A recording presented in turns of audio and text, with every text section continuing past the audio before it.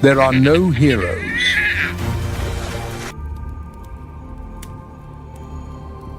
Each year, the African continent bears witness to one of the planet's greatest pilgrimages.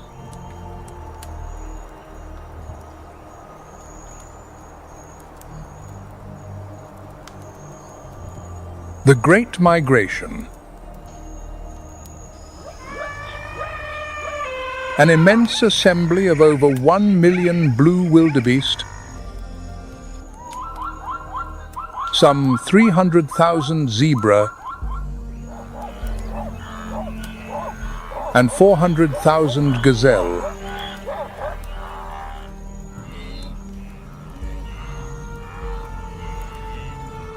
The zebra and the wildebeest are not kin, but they share a sacred commitment to existence, to see the sun for one more day.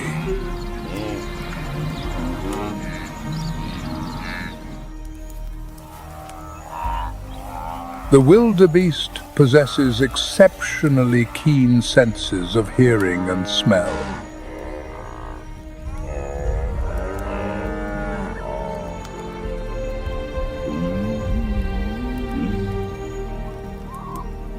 In particular, it can perceive ground vibrations from distant water sources or from the footfalls of other creatures.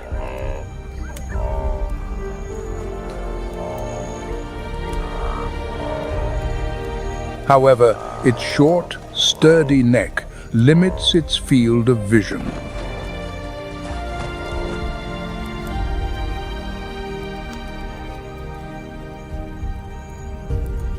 This is where the zebra fulfills its purpose.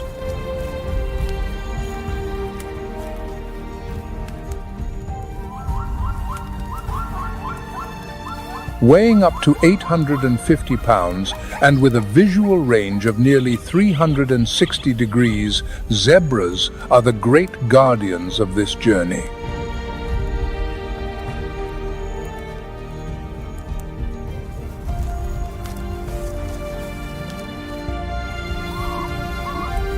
This union creates a remarkable network of defense.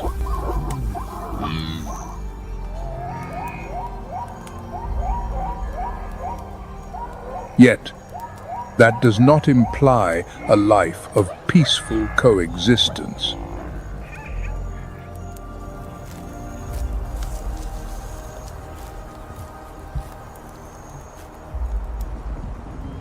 It is merely part of a harsh cycle of self-preservation within a larger collective.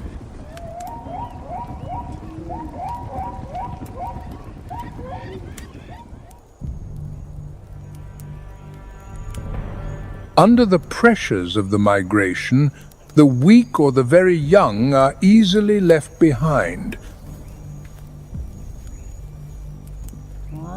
becoming targets for predators.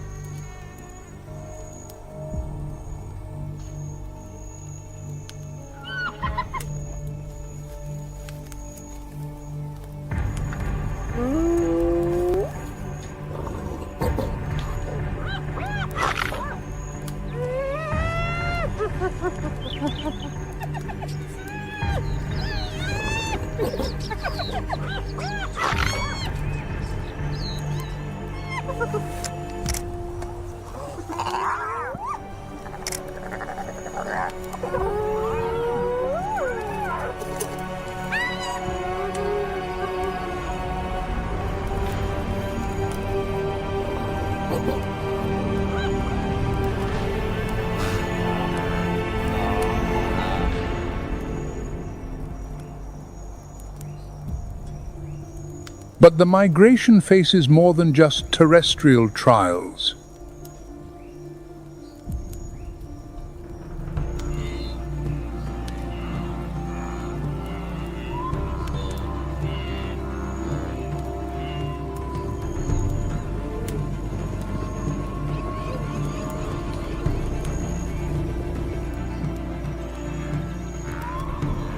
Their journey must intersect with an ancient force, where the line between life and death is as fragile as the water's surface.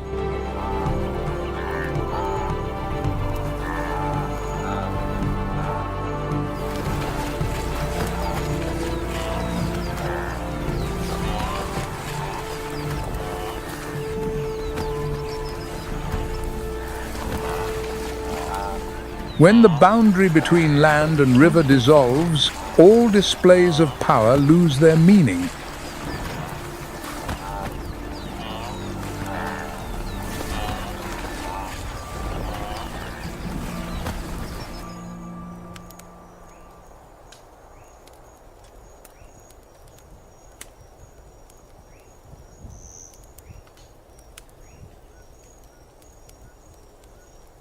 There, by the seemingly tranquil riverbanks, a master of patience awaits.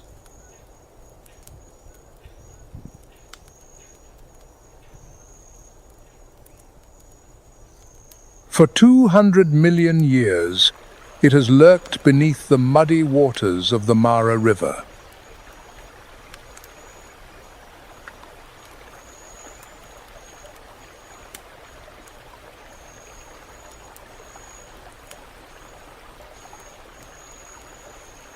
This is the Nile crocodile, the most formidable, defiant, and perfect reptile that creation has ever conceived.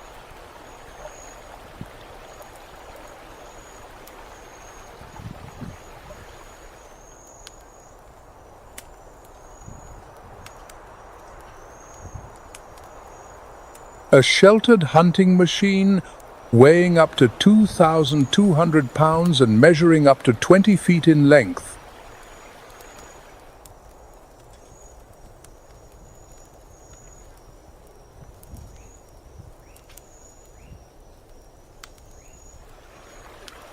The secret to its hunting success lies in its subtlety.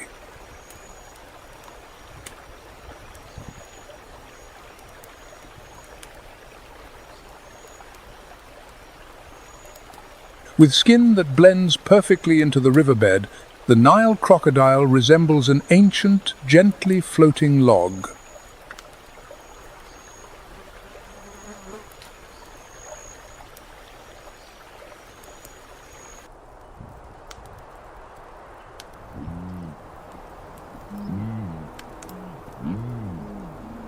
Leaving the deadly river behind, the savannah greets the survivors with yet another challenge.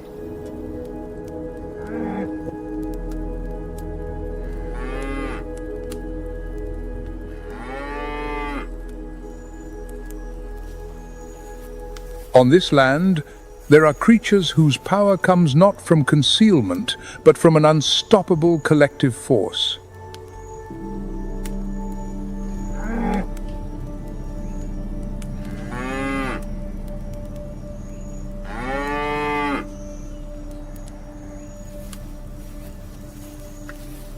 The African buffalo.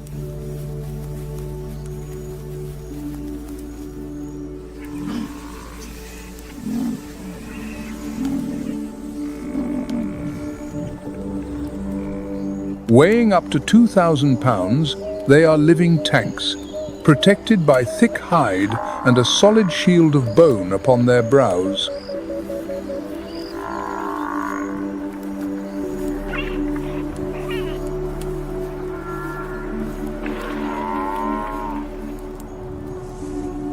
Within Africa's legendary Big Five, the buffalo can sometimes command more reverence than the lion.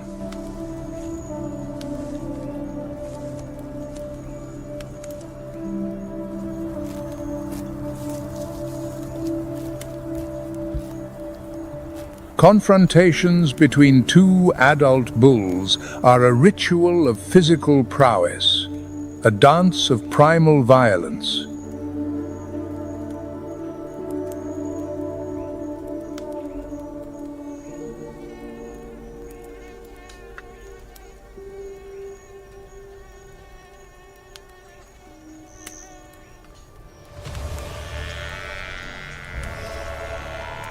With speeds reaching 30 miles per hour, the force of impact is immense.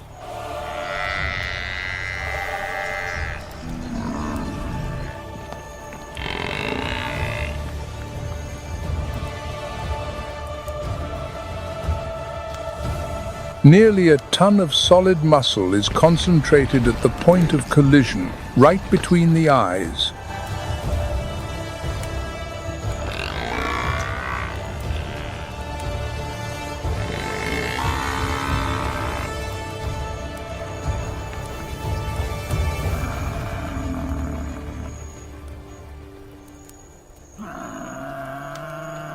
There, the bases of the two horns fuse into a dense, bony shield, forming a natural coat of armor.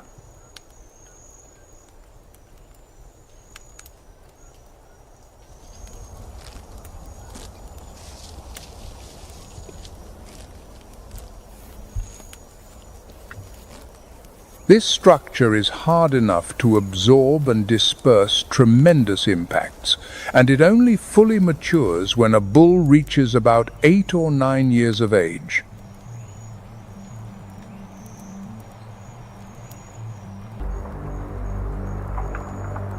In Zulu culture, the buffalo is a symbol of indomitable will.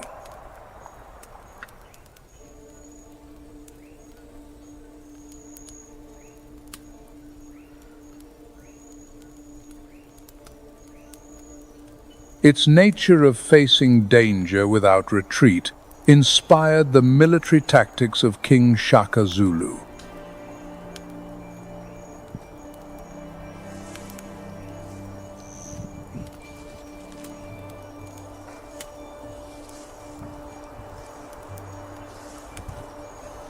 Elite units were likened to the unstoppable force of this animal.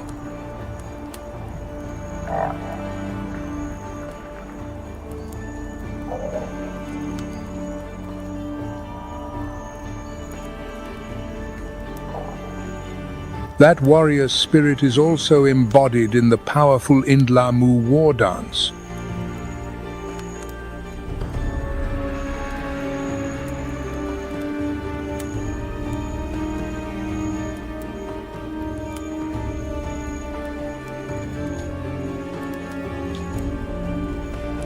The Zulu also crafted buffalo horns into ornaments and weapons, believing the animal's strength would be transferred to the bearer.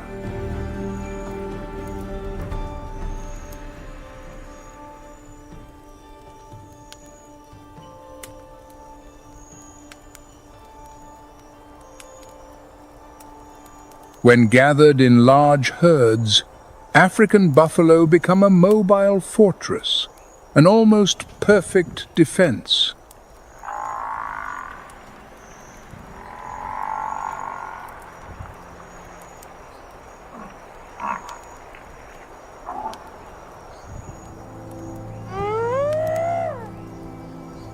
Few predators on the savannah, not even lions, are willing to challenge a full herd of adult buffalo.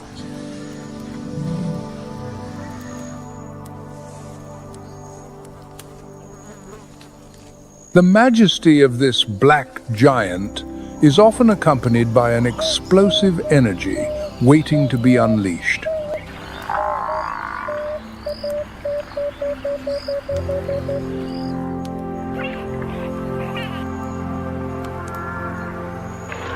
With just a subtle signal that composure can transform into a destructive offensive force.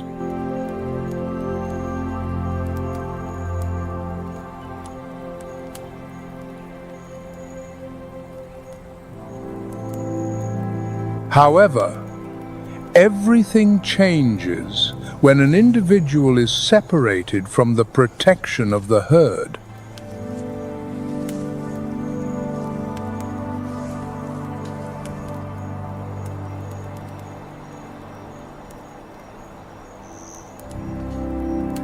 An adult buffalo can weigh about 5 times as much as a lioness, and in theory, a single head-on charge would be enough to end the confrontation.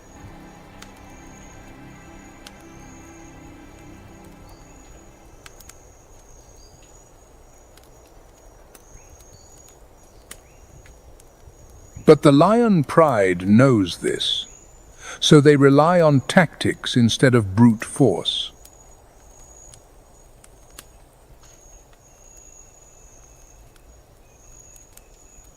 The lion is a rare social predator among felines, and most hunts are coordinated by the females of the pride.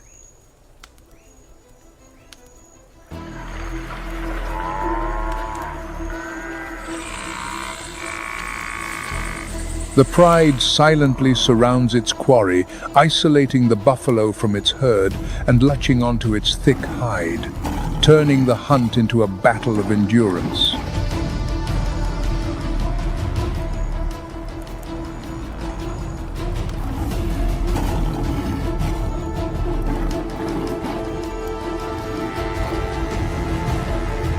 With powerful jaws and curved claws, they attempt to restrain the struggling giant.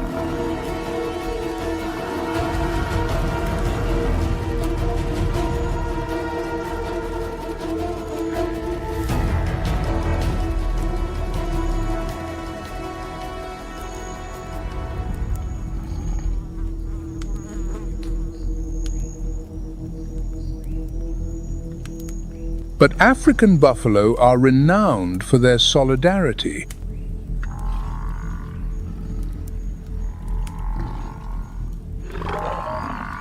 When one individual is in danger, the entire herd may turn back to mount a rescue.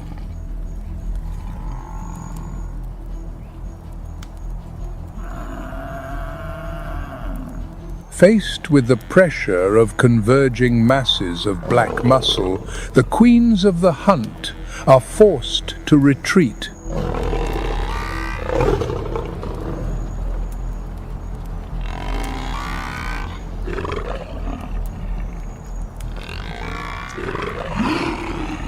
But there is still one young male lion who has not given up.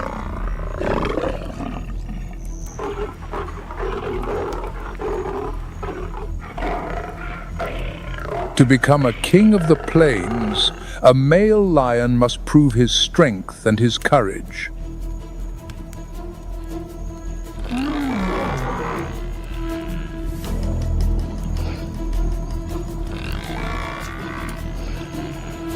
These encounters with Cape buffalo are the most grueling of tests.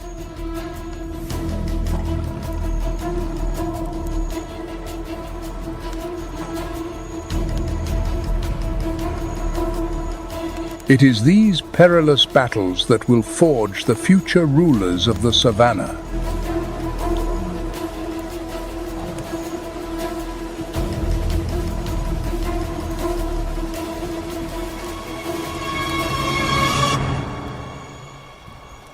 Even when the buffalo herds have defeated their challengers, the savannah holds a greater power still.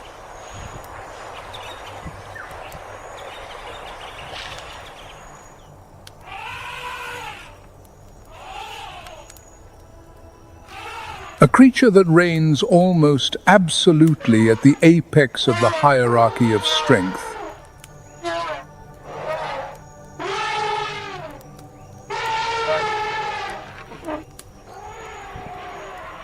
It needs no support from a herd to assert its status.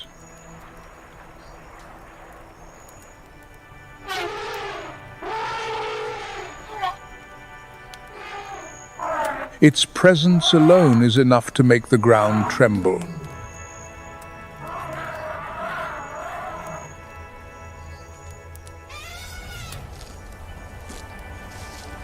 The African elephant.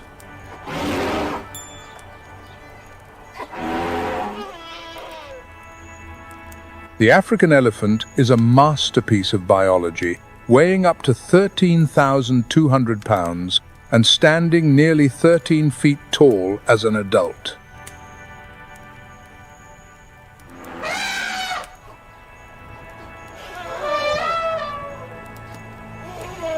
Once fully grown, they have almost no natural enemies.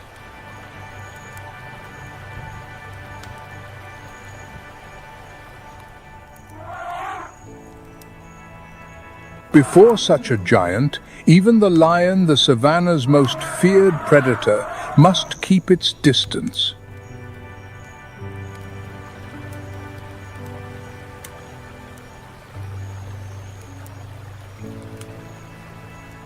The elephant's security comes not from speed or aggression, but from its immense size and overwhelming power.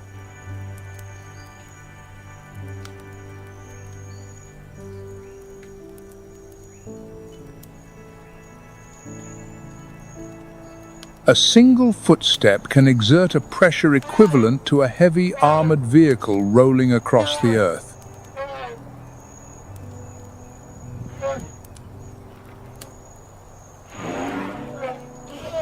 But the elephant's strength is not just in its size.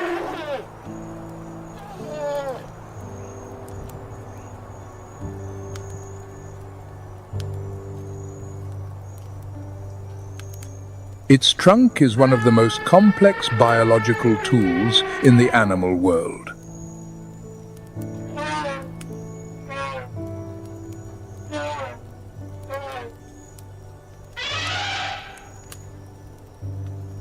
With over 40,000 individual muscle bundles, the trunk can uproot trees, lift heavy objects, or become a formidable weapon when necessary.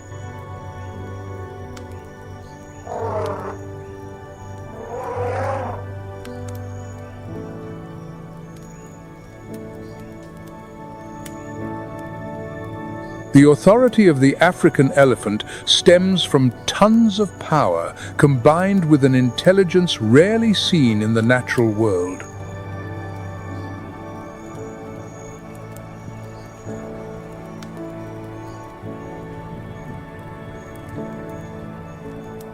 For many years, it was told that African elephants could become intoxicated from eating fermented marula fruit.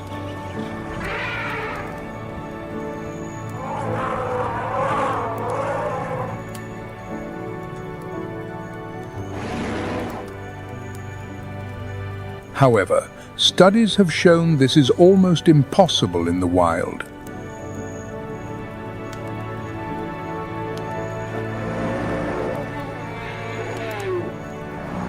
For an elephant to reach a state of inebriation, it would have to consume an enormous quantity of fermented fruit, and its digestive system processes food very quickly.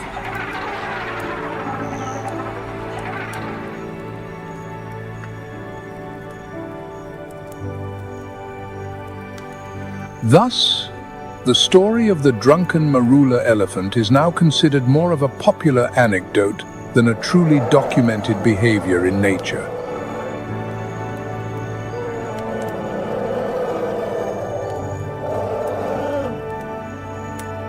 The African elephant is a creature of powerful emotions.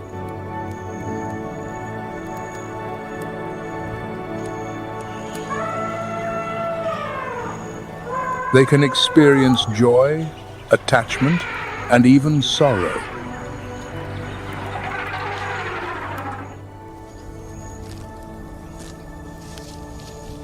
But when a multi-ton being loses its composure, the consequences for its surroundings can be unpredictable.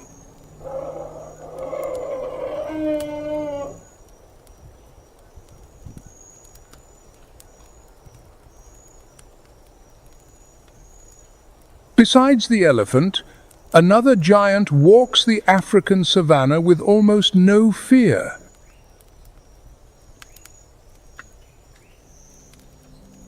The rhinoceros.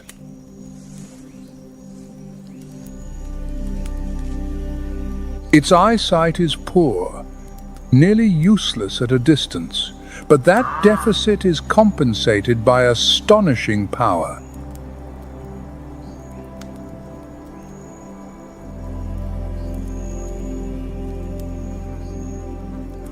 An adult rhinoceros can weigh up to 3,000 pounds.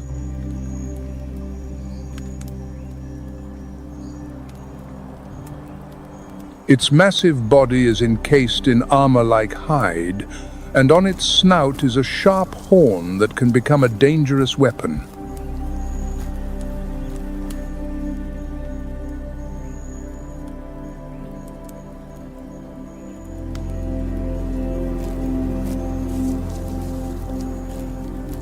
The rhinoceros is often solitary and exists in a state of high alert.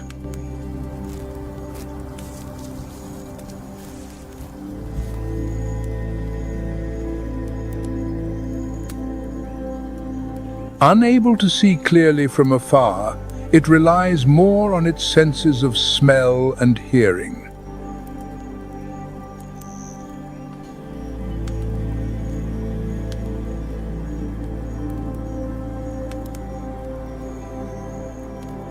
A strange scent or an unusual sound is enough to provoke an immediate reaction from this giant.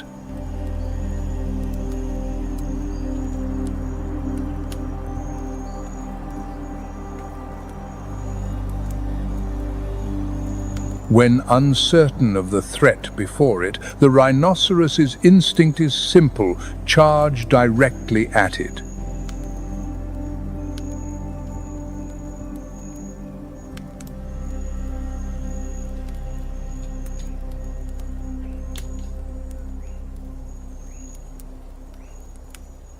During the breeding season, tensions escalate.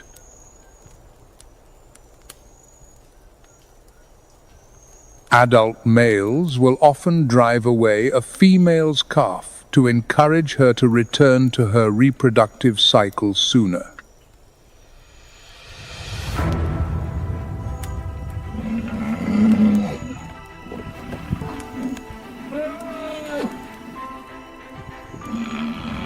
When two adult rhinos dispute territory, the confrontation can last for hours.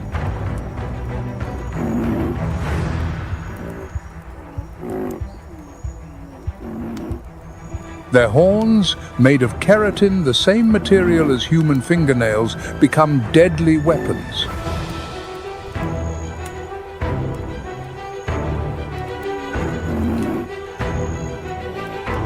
In fact, battles between adult males account for nearly half of all natural mortalities for this species.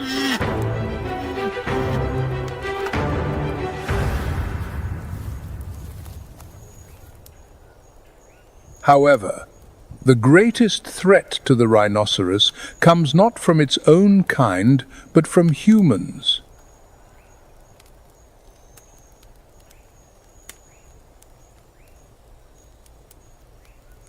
Poaching for their horns, so-called white gold, despite having no real medicinal value, has pushed this species to the brink of extinction.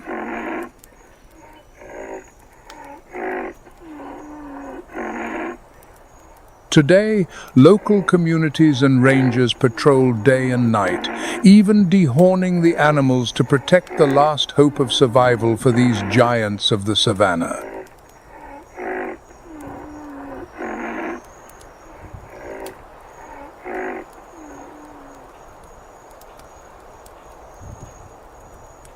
Not all giants rely on armor or muscular strength for confrontation. Some rise above in a completely different manner.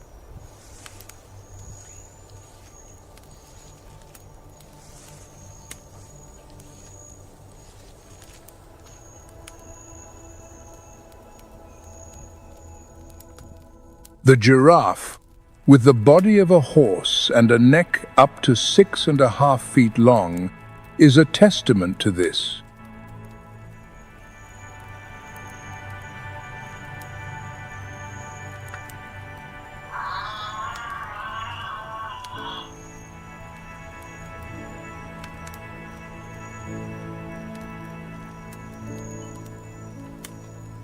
This creature possesses a 24-pound heart, which generates a blood pressure double that of a human.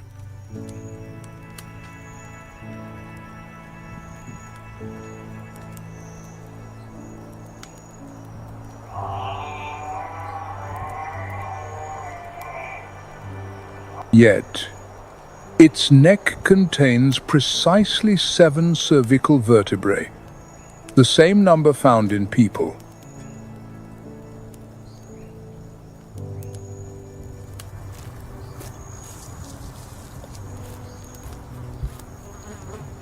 Each vertebra is over 10 inches long.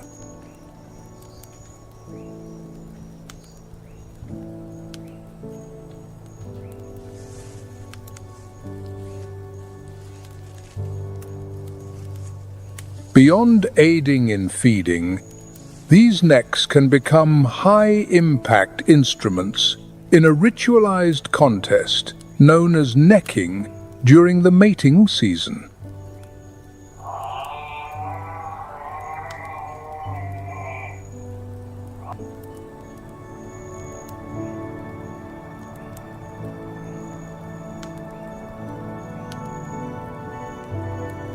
The small protrusions on their heads, called ossicones, are actually hard, skin-covered bone structures.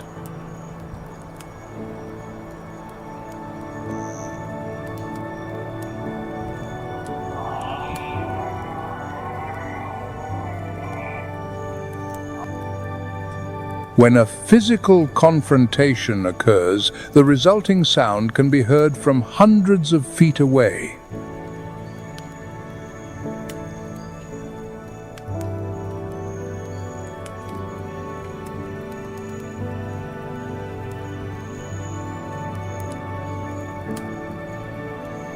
It is a motion with enough force to break ribs, damage internal organs, or even knock an opponent unconscious instantly.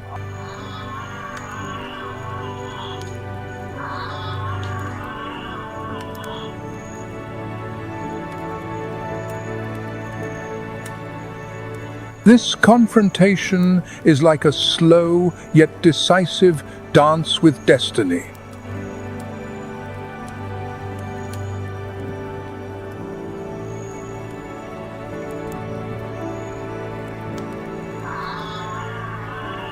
An outmatched African giraffe can suffer a broken neck and fall to the ground like a collapsing tower.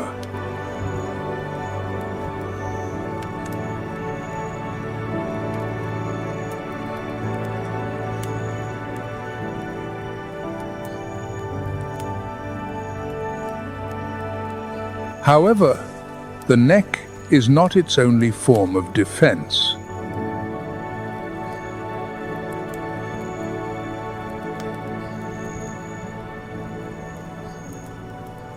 The lions of the Etosha region, in their search for food, understand this better than anyone.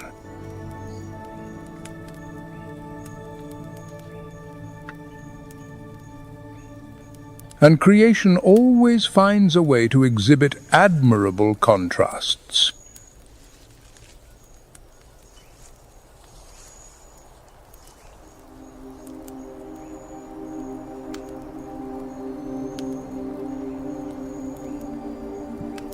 Along the tranquil rivers of Africa exists one of nature's greatest illusions. The hippopotamus's yawn.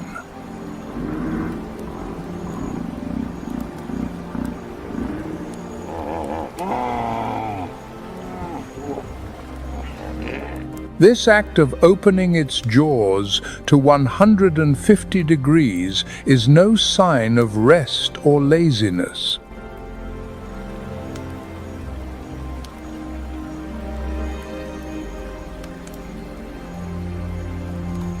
This is the most aggressive mammal on the planet.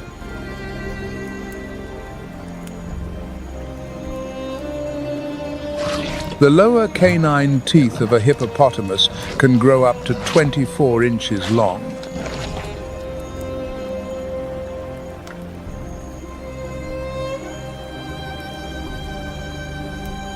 Thanks to a self-sharpening mechanism with every movement, they remain as keen as blades.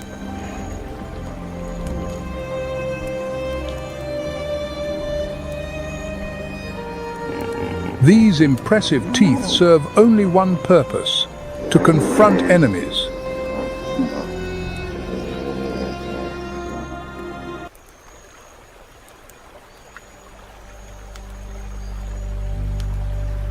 Only the strongest individuals are permitted to rule this sacred marshland.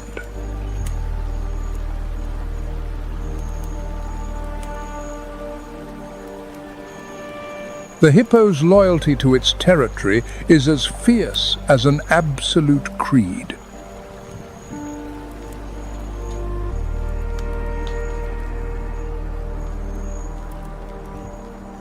The one about to cross its path is a waterbuck, an antelope with a water-repellent coat that always lives near water sources.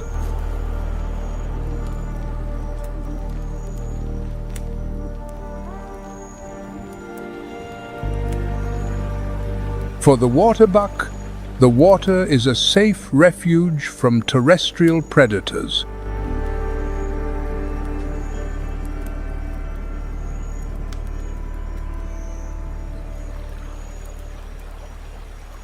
But the resident hippo does not share that view.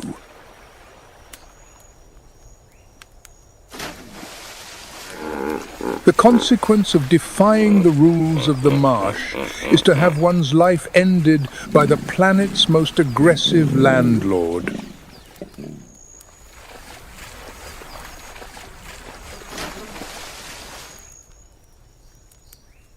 In this land, still waters are never a sign of absolute peace.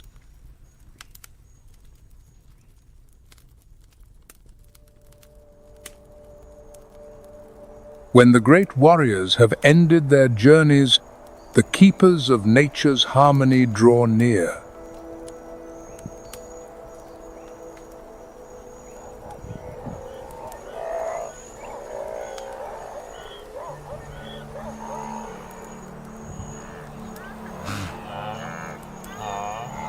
At the moment when life transforms to provide sustenance, there is always one who does not understand the meaning of waiting its turn.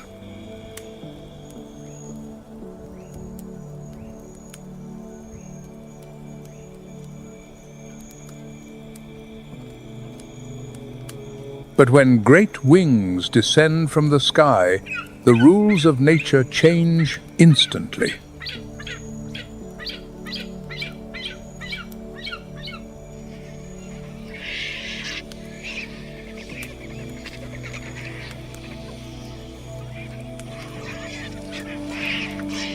The lappet-faced vulture is the great guardian of the savanna's provisions.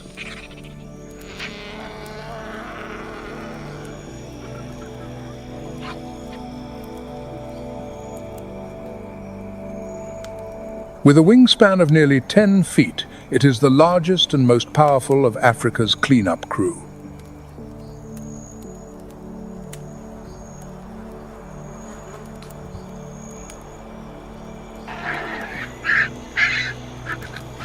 This giant possesses a natural gift that no other species has.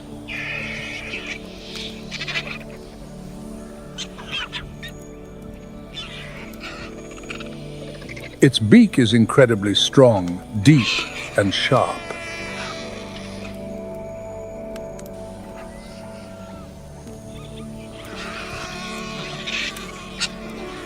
It is the tool that creation bestowed upon the pathfinders.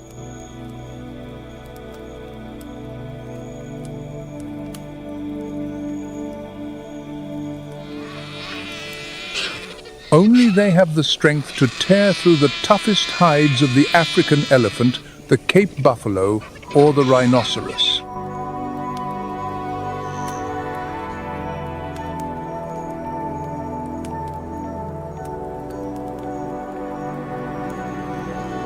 Thus, they often take pride of place, enjoying the main portion of the meal and leaving the rest for their counterparts.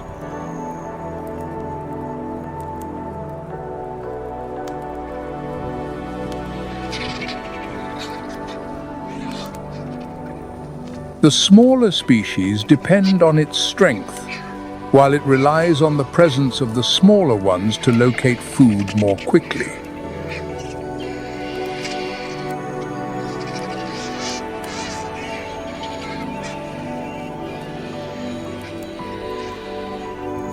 It is a collaboration born from the necessities of life.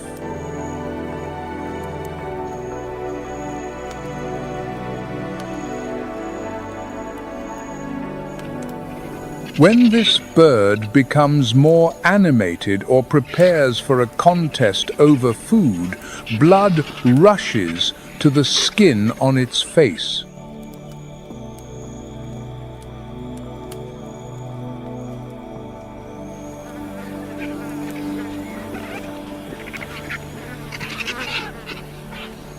This color change helps the bird regulate its body temperature during times of exertion, while also sending a clear, natural signal to any who might think of standing in its way.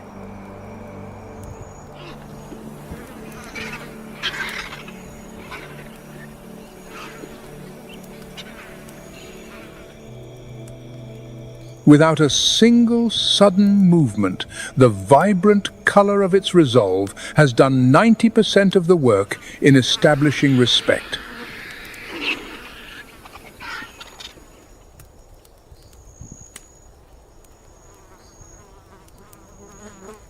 After the confrontations of tusk and horn play out under the open sun, the African continent still conceals other giants.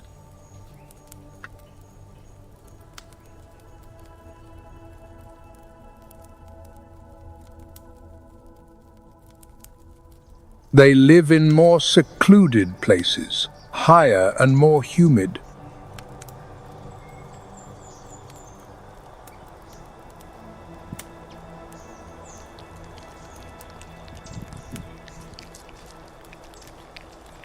There, the stage of existence might be cloud-covered peaks, swift-flowing rivers where razor-sharp teeth await, or beneath the dense forest canopy.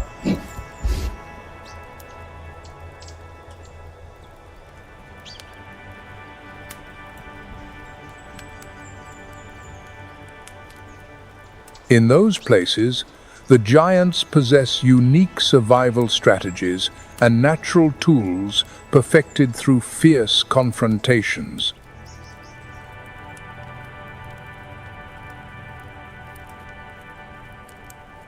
Over 9,800 feet above sea level, the Virunga mountain range lies between Rwanda, Uganda, and the Democratic Republic of Congo.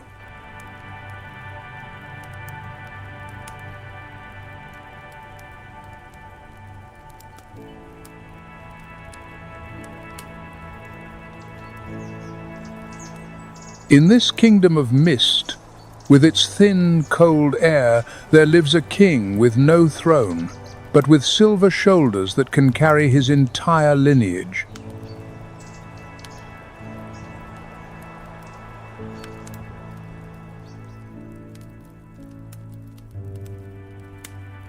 The mountain gorilla shares about 98% of its DNA with humans.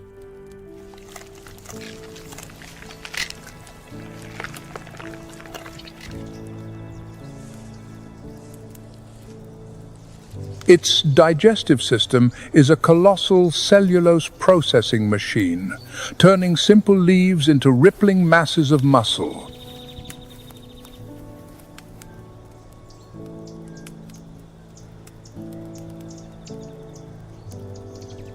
Their social structure revolves around an absolute hierarchy.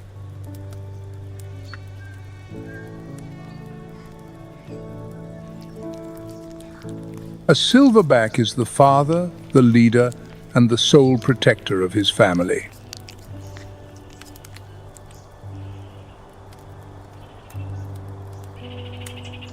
A wise silverback will observe the frequency of these sounds and decide whether it is worth expending the energy for a physical confrontation.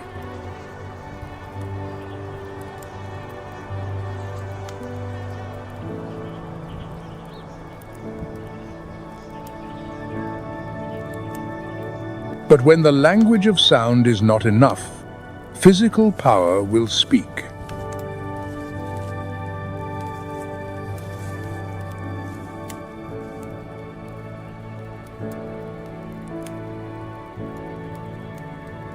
The gorilla uses its full weight for positioning and employs its jaws, with a bite stronger than a lion's or a tiger's, to leave a deep impression of its presence.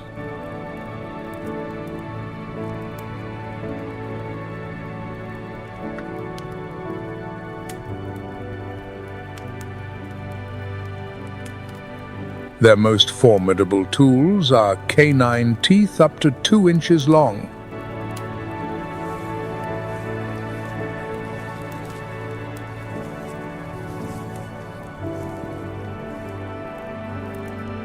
A powerful bite to the shoulder or neck could end the life of any rival in a moment.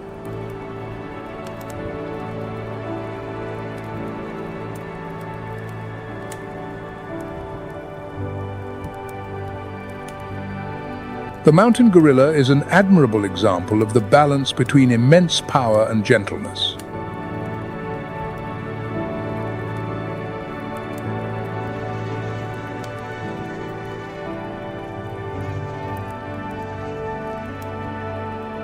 They are gentle giants until the boundaries of mutual respect are crossed.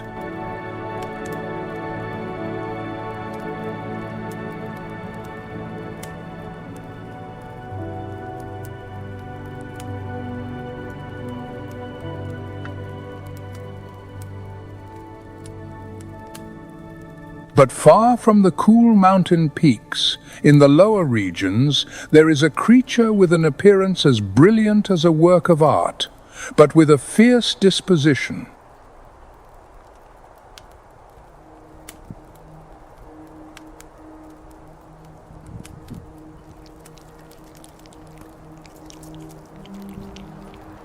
A primate that even a leopard must think twice before approaching.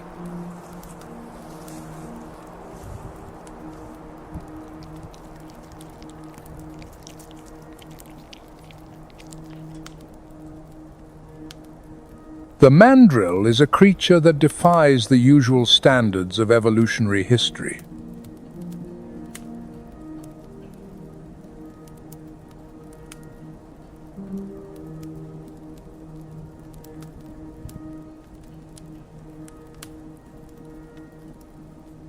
It possesses a brilliantly colored appearance, yet it is also the largest primate of its kind in the world, with one of the most volatile temperaments in nature.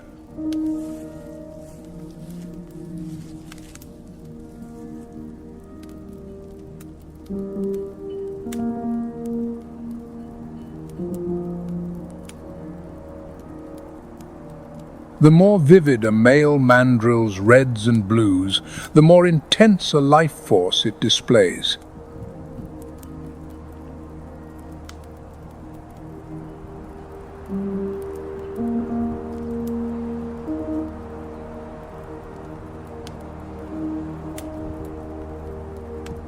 In other words, its face is a tangible testament to the strength and vitality that life has bestowed.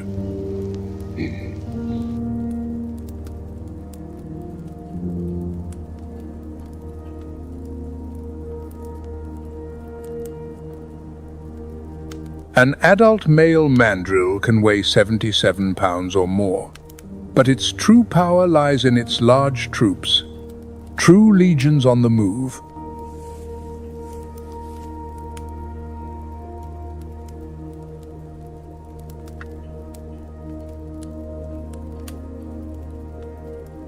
They can gather in enormous groups of up to 600 or even 1,000 individuals.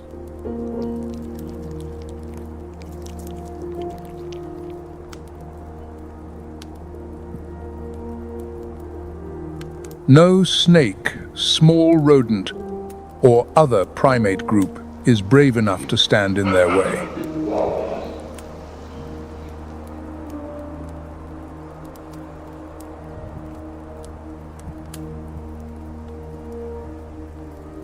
This is the procession of a very well-organized group, under the leadership of the king with the most brilliant face.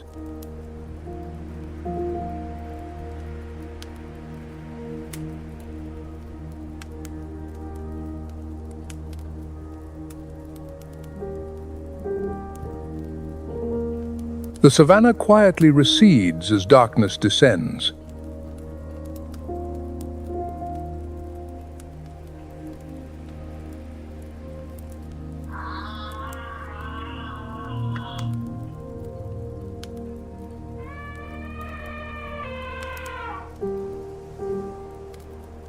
The giants withdraw into the night, leaving behind the mark of an indomitable will to survive, etched in scars and fierce confrontations.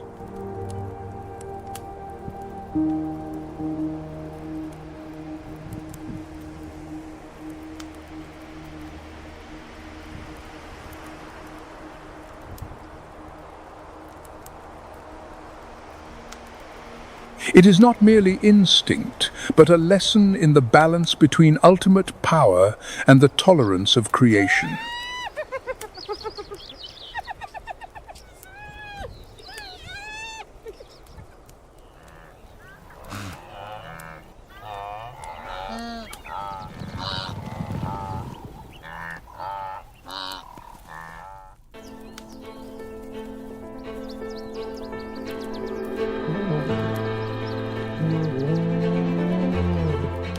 Though not as agile or swift as the smaller animals previously mentioned, the strength of the black rhino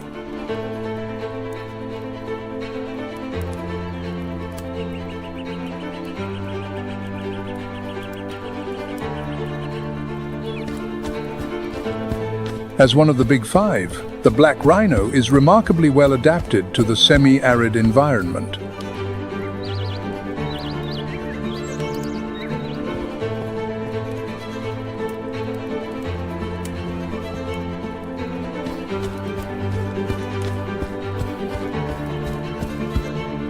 The rhino has poor eyesight, but an extremely keen sense of smell. It is very cautious and difficult to approach.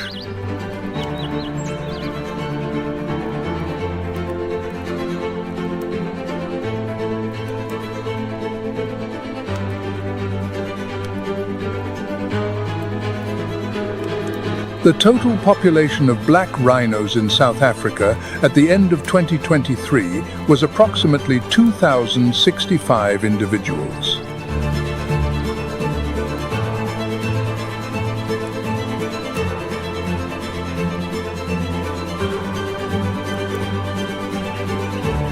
Despite its large size and imposing appearance, the black rhino is a particularly sensitive species.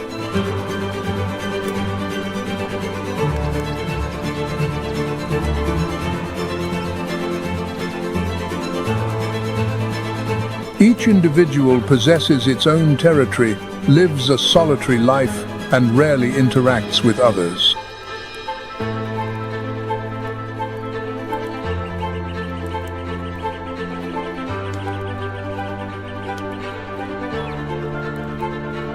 Most fascinating is the black rhino's symbiotic relationship with the red-billed oxpecker.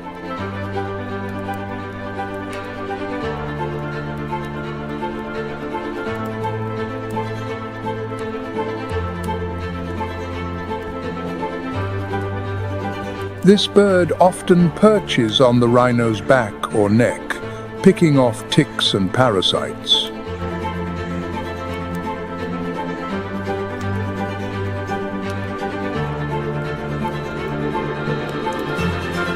Crucially, the oxpecker also functions as a living alarm system.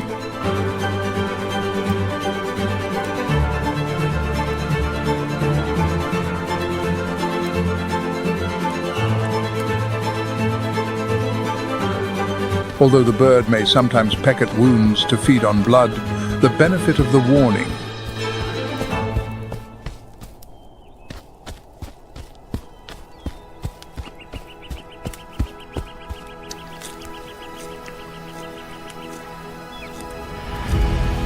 The black rhino is a browser, specializing in the leaves, twigs, and shoots of bushes.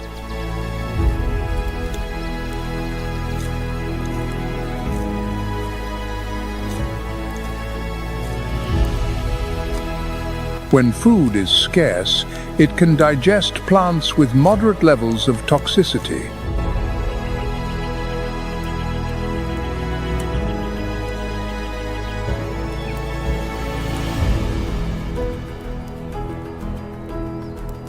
Remarkably, they can survive for more than 5 days without drinking, drawing moisture.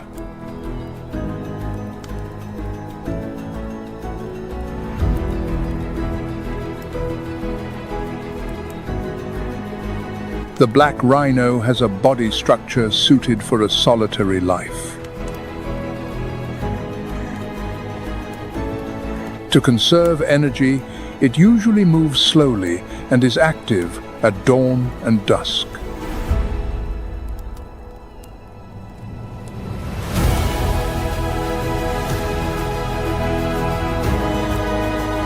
The black rhino's hearing is also highly developed, allowing it to perceive sounds from a great distance.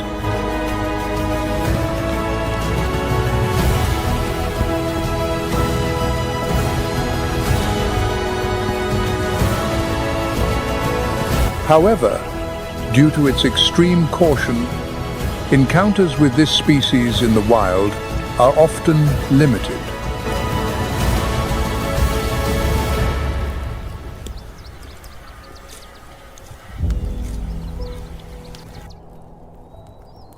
Rhinos reproduce slowly, with a gestation period of up to 15 months, giving birth to only one calf at a time.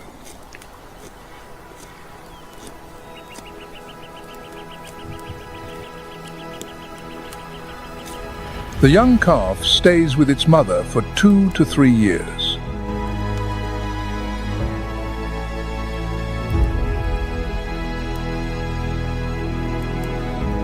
Studies in 2025 highlighted that the average annual growth rate is only 4.2%. This species has endured a history of survival marked by dramatic changes.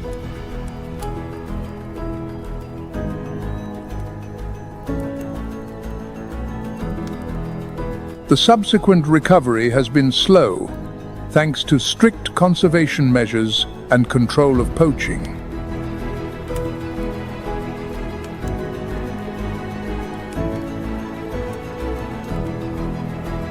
Due to the severe decline in the last century, reserves in South Africa are implementing strategies.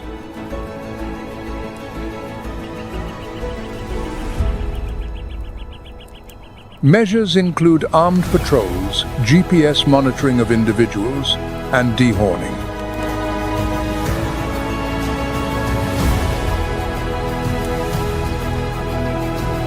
If the black rhino represents silent resistance in a harsh land, the ostrich presents the opposite image.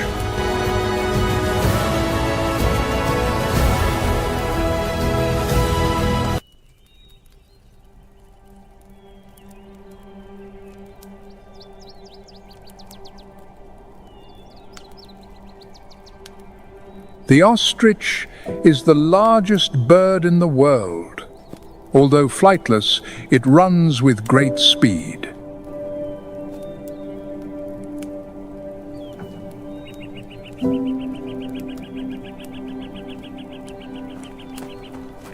An ostrich can stand up to 8 feet tall and weigh around 220 pounds.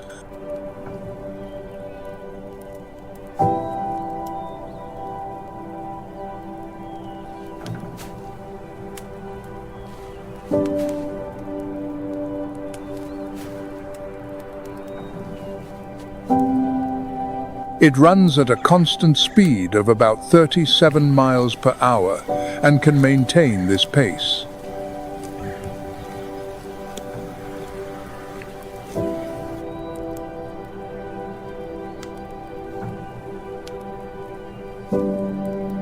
Ostriches live in small groups of 5 to 50 individuals, especially during the breeding season.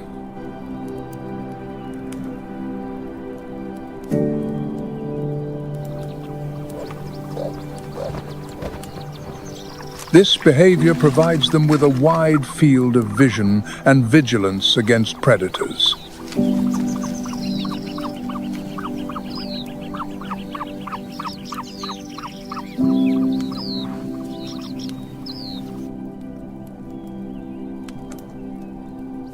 Its diet consists mainly of vegetation, leaves, grasses, plants, and sometimes fruit.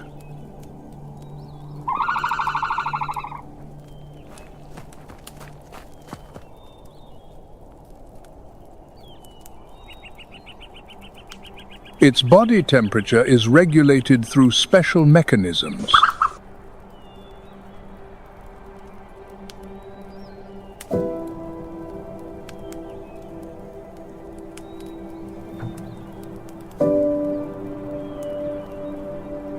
A study in 2024 estimated the ostrich density in the region to be about 2 to 4 birds.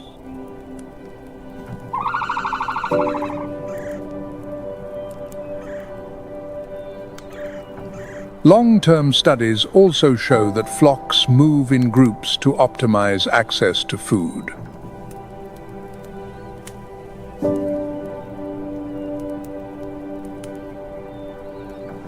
During the breeding season, males may lead a harem of 2 to 7 females.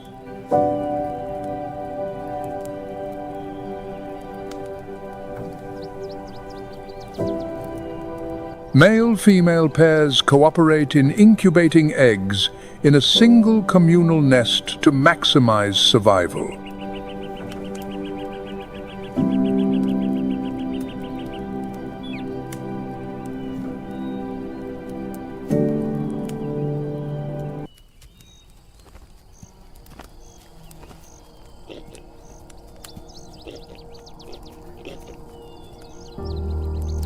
Amid the vast grasslands of Kruger, where the Oliphant's River winds through tall grass, the Nyala appears.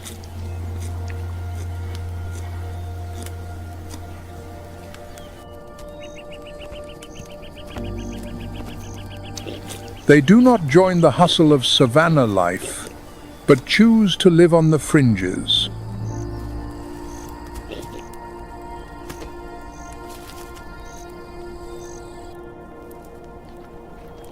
The male Nyala is unmistakable.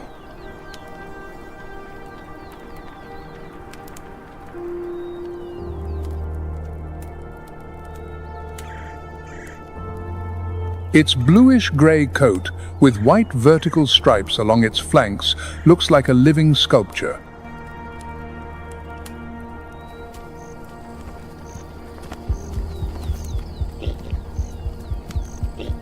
In contrast, the female is a light reddish-brown with fewer markings, allowing her to blend in easily.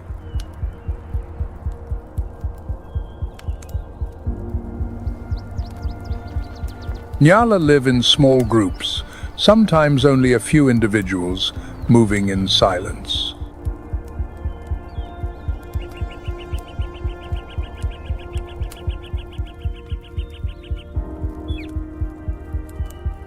Their diet is not based on grass like many other antelopes, but on leaves and fallen fruit.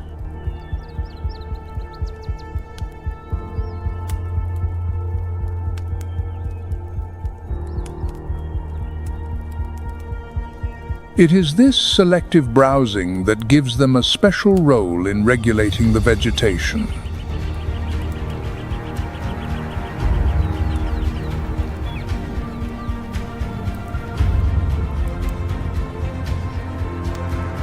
Despite their delicate appearance, Nyala are extremely cautious.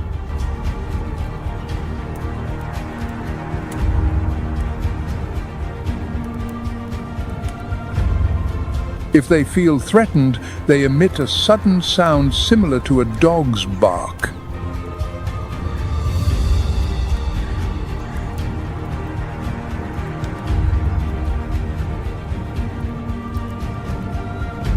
This dispersal strategy makes it difficult for large predators to successfully approach.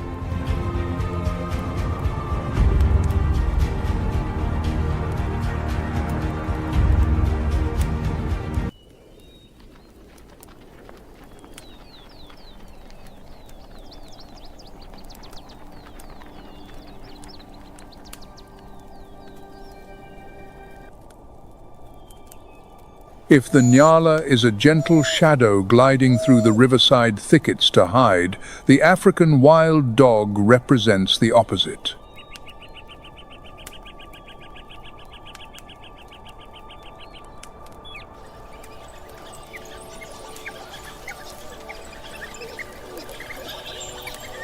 This is a native wild dog, known for its mottled coat and highly effective pack hunting strategy.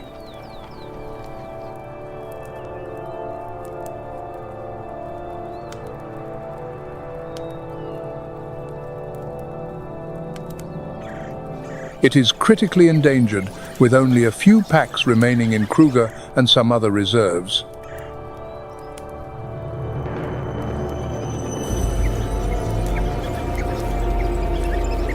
A study in 2022 showed that this population maintains a low level of natural inbreeding.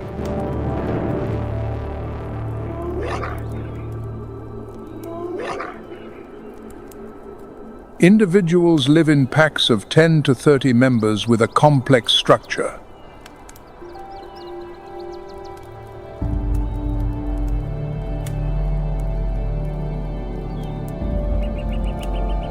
Although their gene pool lacks great diversity, it is sufficient to maintain the viability of the packs.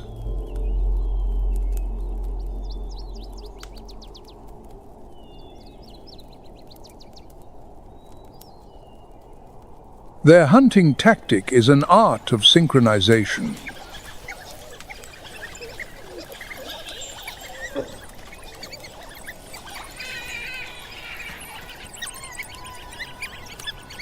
The wild dogs detect and encircle their prey in the early hours of the day or at dusk.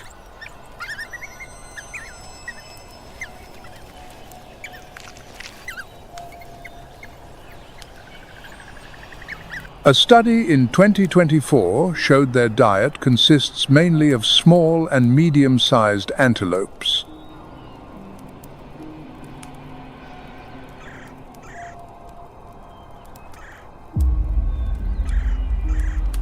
According to the Fauna and Flora portal, wild dogs quickly exhaust their prey.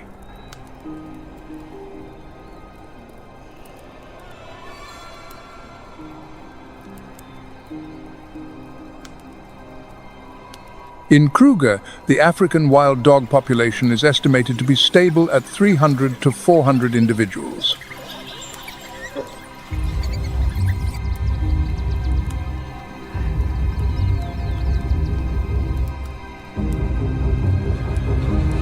Data from BioQuest Africa in 2024 confirms that nearly 300 individuals live freely within Kruger.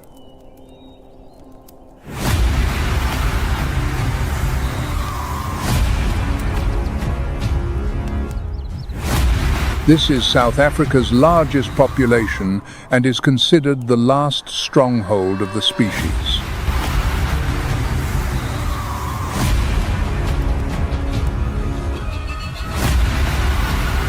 Their journey of survival is fraught with challenges.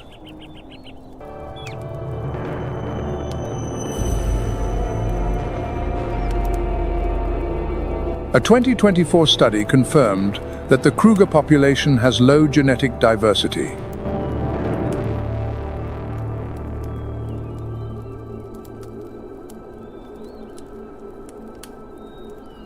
However, this could affect their resilience to environmental changes.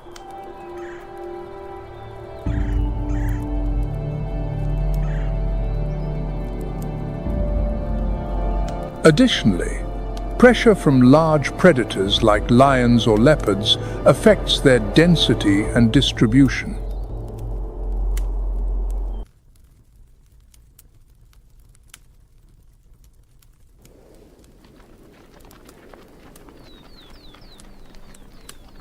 If the African wild dog symbolizes sophisticated pack hunting, the lion represents absolute power.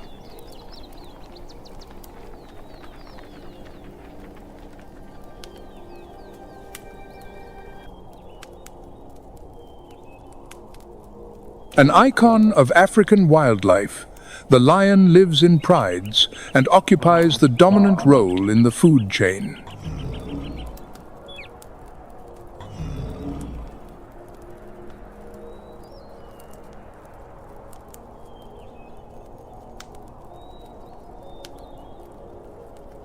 The task of hunting always falls to the lionesses.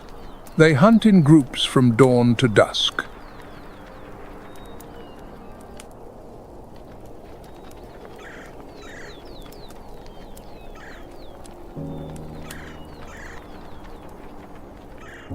They are smaller, faster, and better coordinated in collective pursuits.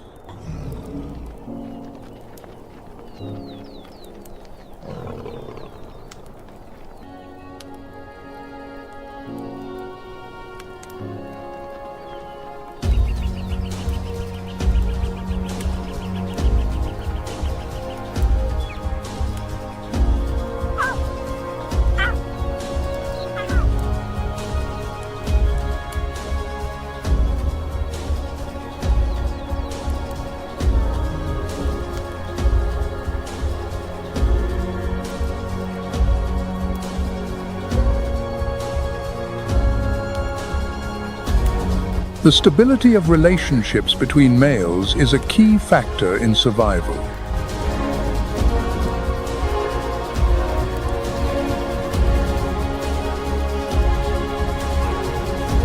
When young males mature, around 2 to 3 years of age, they are driven out of the pride to find a new coalition.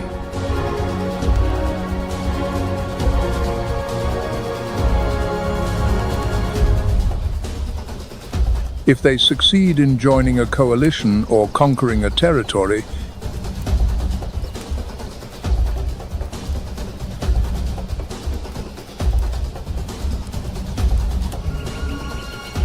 they will eliminate the cubs of the previous litter to bring the lionesses back into estrus.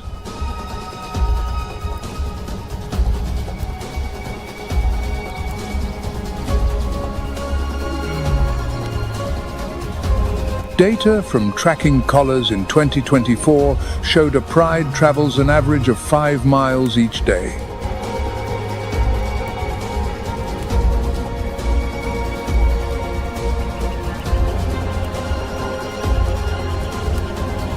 Their hunting success rate is between 30 and 40%, lower than that of African wild dogs.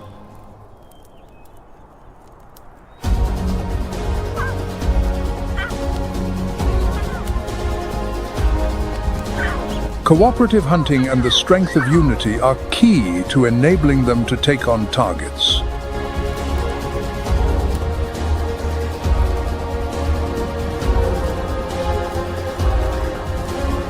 Lions also know how to use the terrain of the Kruger grasslands.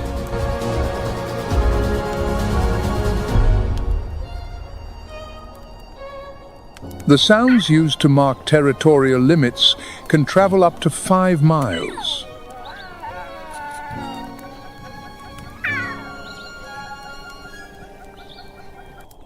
Lion reproduction follows a demanding cycle.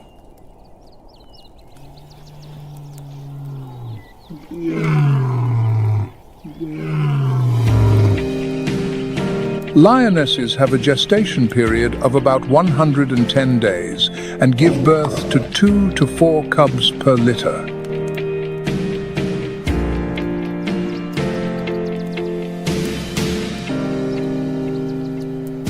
Although only about 40% survive the first year due to pressure from predators,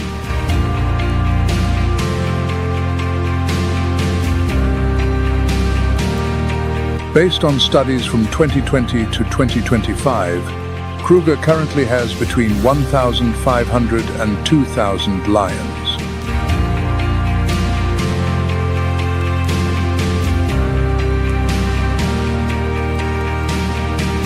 The daily activities of lions in Kruger are varied.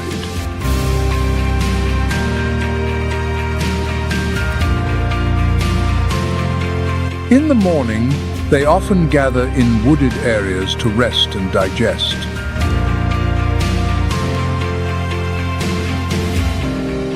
At the same time, epidemiological monitoring for diseases like bovine tuberculosis allows sandparks to implement biological measures.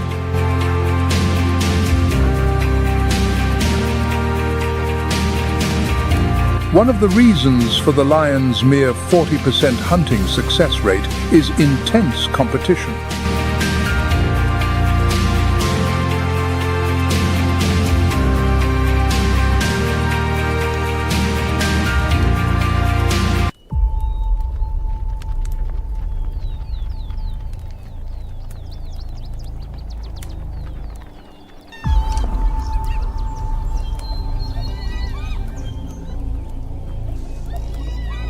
The spotted hyena is a carnivore with an incredibly powerful jaw, capable of crushing bones.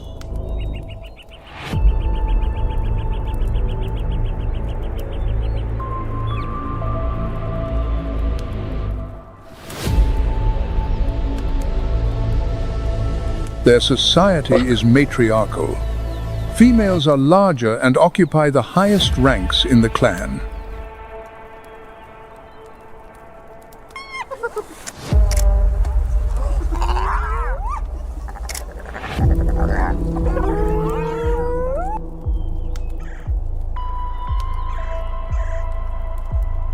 They live in clans that can range from 20 to 80 individuals, and in especially favorable conditions, this number can be even larger.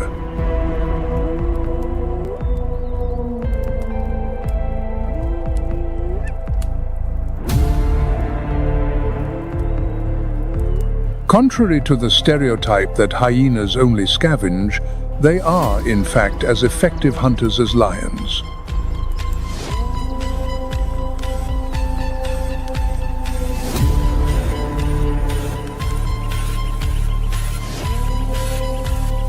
Research from 2010 and updates in 2024 show that from 43 to 95% of their diet.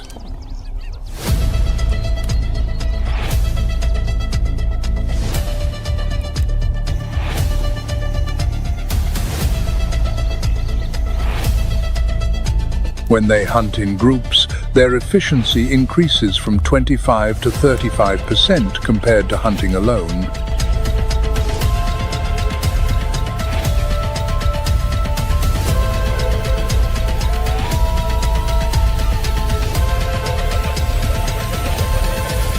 The air grows thick. Only the heart-rending calls of the spotted hyenas remain.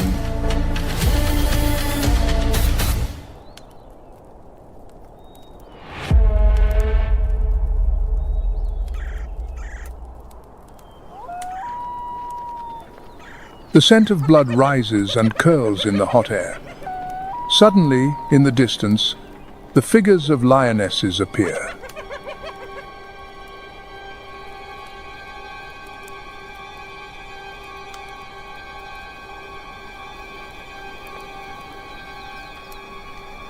One lunges forward, attacking the largest hyena straight on the shoulder.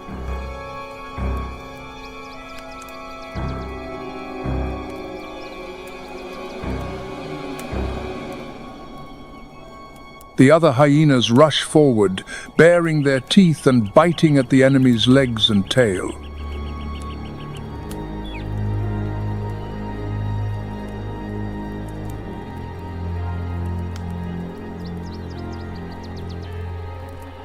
The savannah erupts into an inferno of roars, howls, and tearing flesh.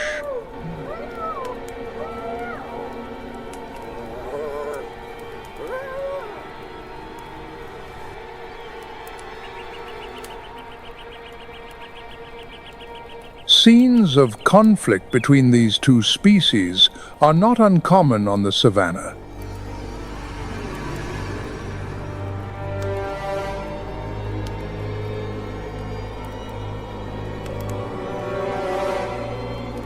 They can run up to 37 miles per hour for several miles.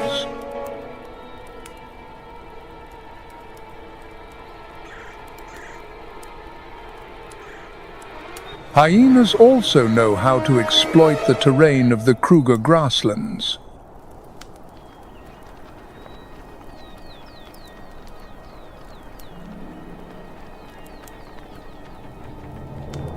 Each clan marks its territory with scat and urine near trails.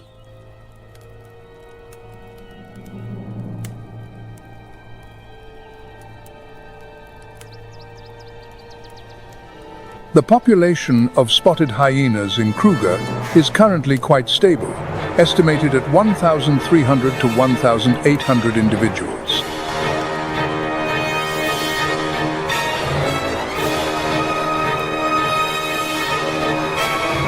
Despite sharing their habitat with lions and other prominent predators, they persist.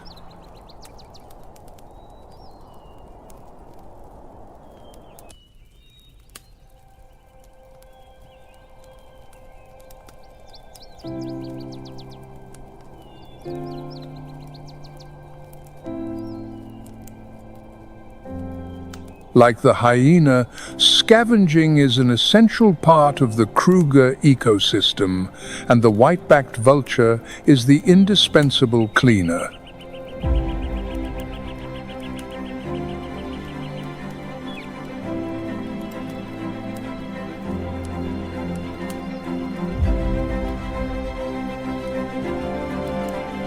This vulture, the most common in South Africa, plays a critical role in preventing the spread of disease.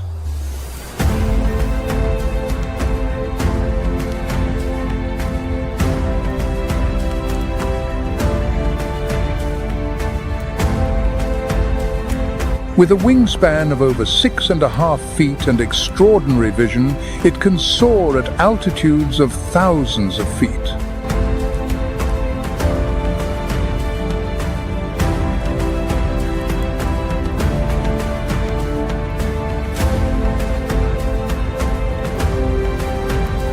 The spiraling flight at high altitude is the white-backed vulture's unique way of locating carcasses.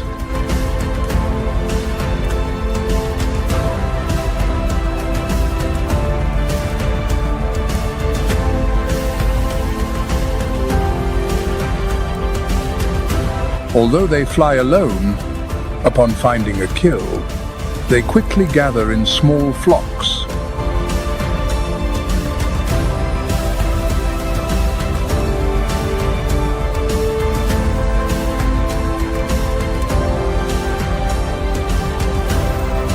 Their ability to clean up carcasses is both a survival story of their own and a service to the entire ecosystem.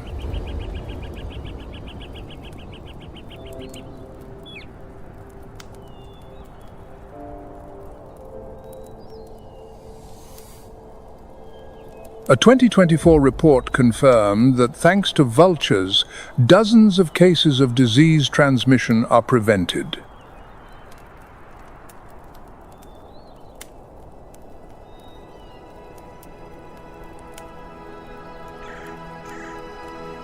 Data also shows that about 100 vultures can strip the carcass of a 100-pound antelope in just 3 minutes.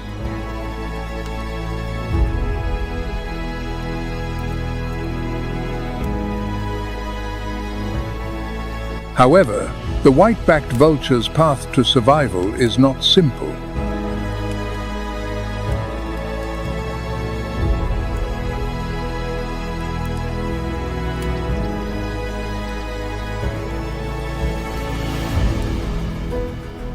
According to IUCN data, the population of this species has declined by an average of 4.1% per year.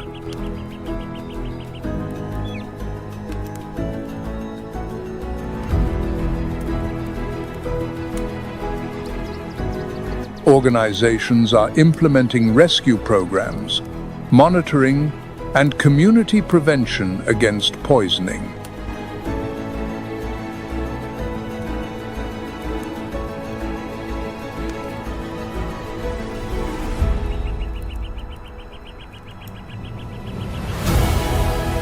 One of the main causes is the poisoning of wildlife to cover up poaching activities.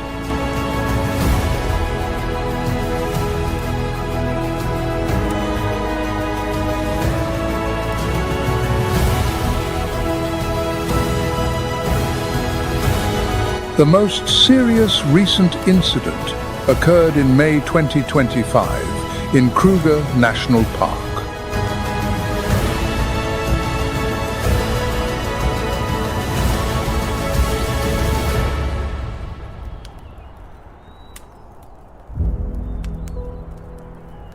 They had fed on a poisoned elephant, causing the toxin to spread throughout the group.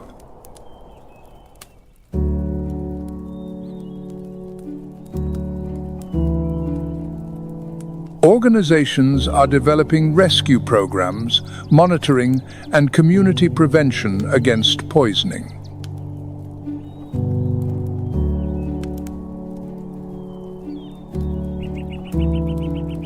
Stretching north from the Kruger grasslands is the Limpopo Olifants Riparian Zone.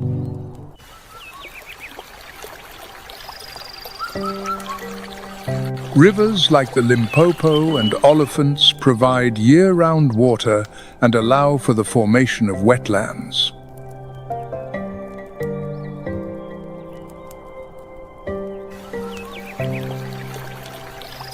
Along these watercourses lies an ecological belt where life concentrates at its highest density.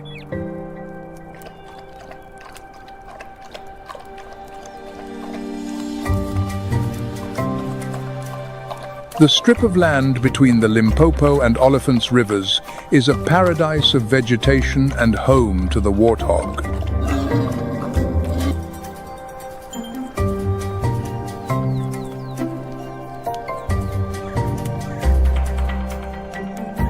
This species is mainly active during the day, taking advantage of the early hours of light to forage.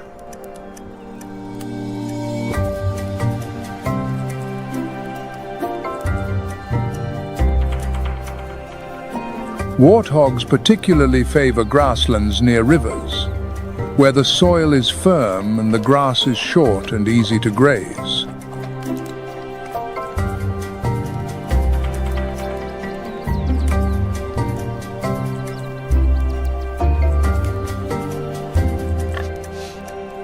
A recent study in the Limpopo Olifants Riparian Zone in 2024 recorded a density of about 3 to 5 individuals.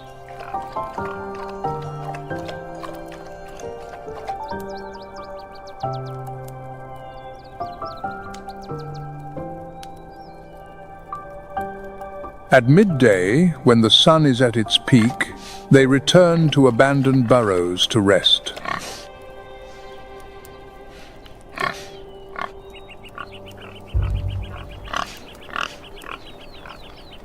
Warthogs often use burrows previously dug by aardvarks and sometimes utilize those of porcupines.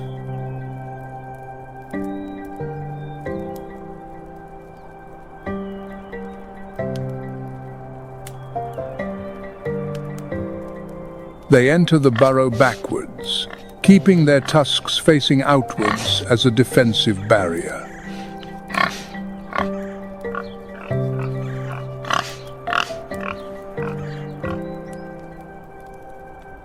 The warthog is an omnivore, primarily feeding on grass and roots, but when necessary, it supplements its diet.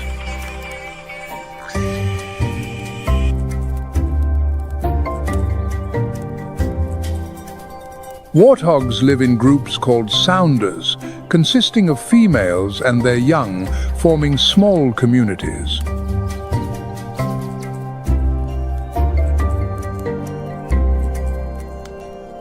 When threatened, they raise their tails vertically to alert others and dash straight into their burrows.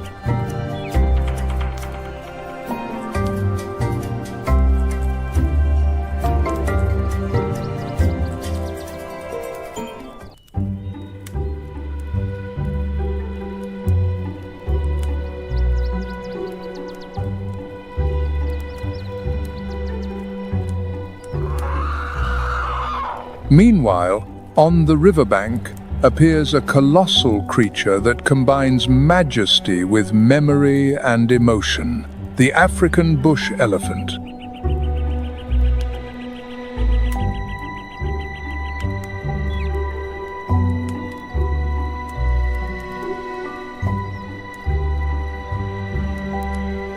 The African bush elephant is the largest land animal on the planet. It is neither agile nor swift.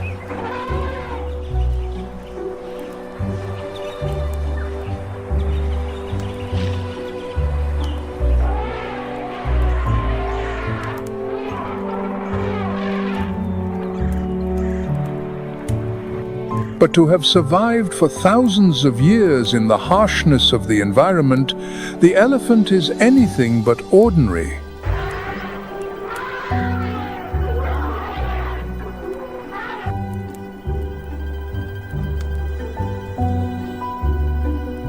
The herd is led by an old and experienced matriarch.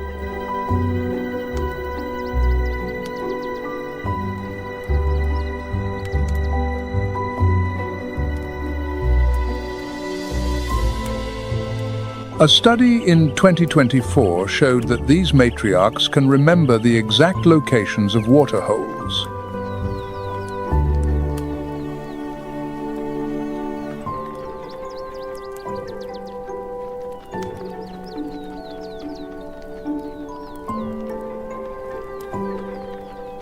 Furthermore, they lead the herd back on a cycle of 12 to 15 months.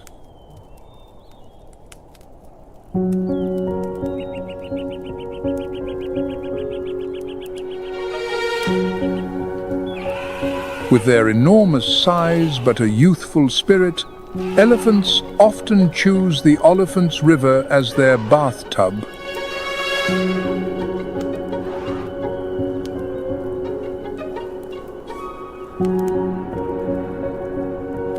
They use their trunks to suck up water, spray it on their backs, and roll in the mud.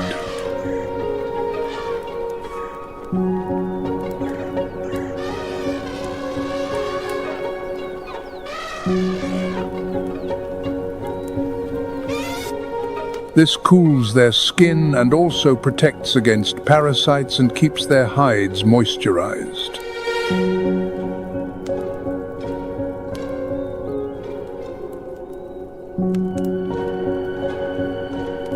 The spatial and emotional memory of elephants is astonishing.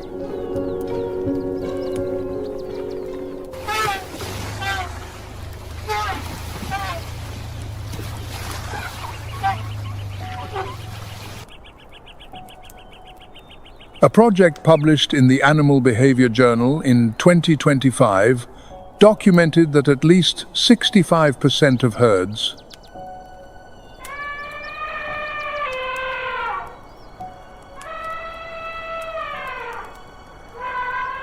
This behavior demonstrates a deep affection and an extraordinary social bond.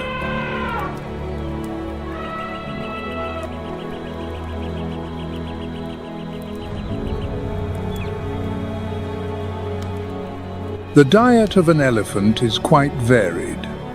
They are giant herbivores that consume shrubs, leaves, and bark.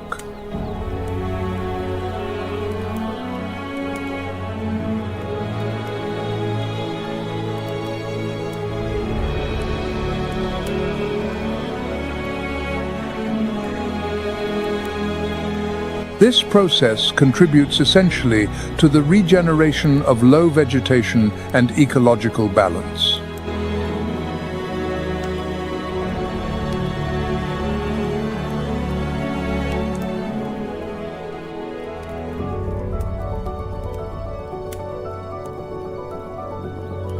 During the dry season, when shallow streams disappear, African bush elephants use their tusks and trunks.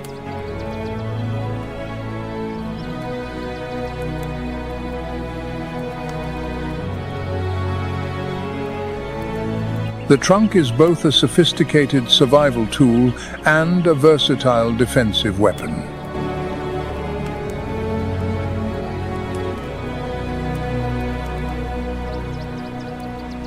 The matriarch's memory is not just a recollection, it is a water map.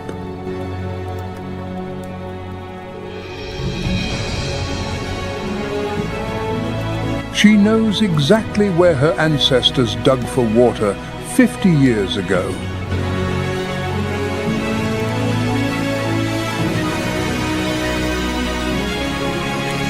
And when she finds it, she doesn't just save her family.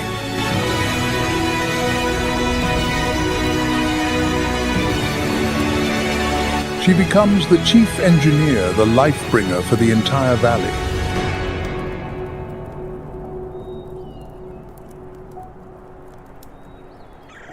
The elephant's ability to communicate is also remarkable.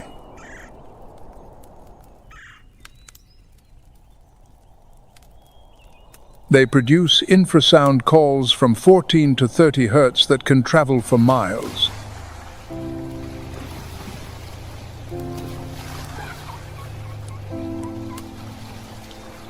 A 2024 study recorded these infrasound signals being emitted when the herd expressed emotions.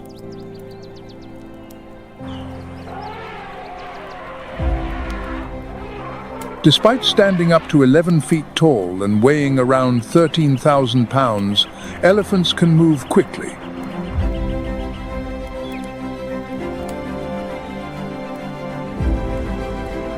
When threatened, the herd often spreads its ears, raises its trunks, and advances slowly.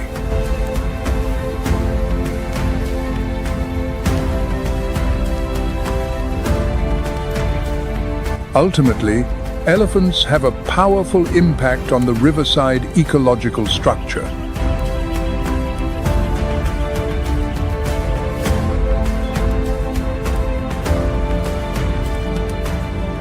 By knocking down bushes and opening paths for sunlight, they create conditions for grasses and seedlings.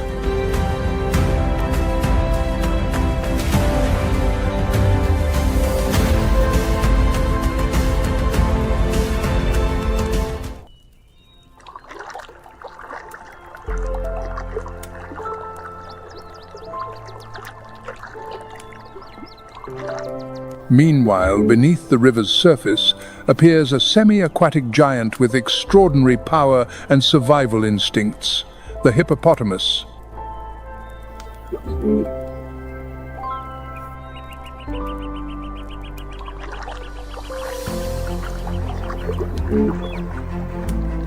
The hippopotamus is the second largest semi-aquatic animal in the world.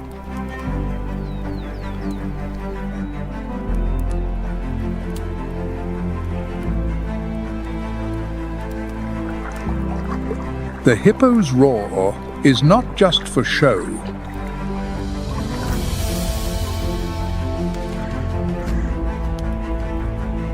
It's a stereo concert.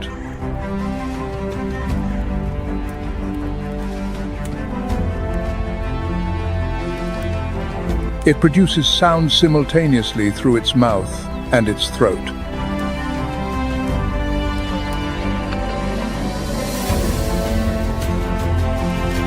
It's a dual message, warning enemies on land and the crocodiles lurking below.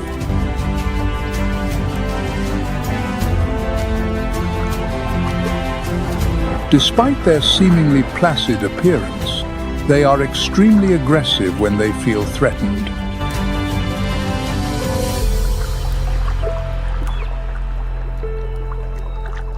This is one of Africa's most dangerous species, responsible for about 500 human fatalities each year.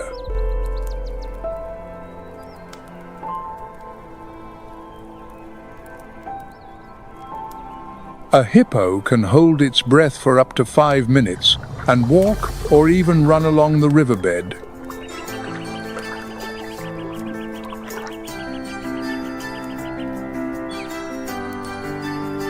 At night, when it's cooler, they come ashore to graze, consuming up to 110 pounds of grass.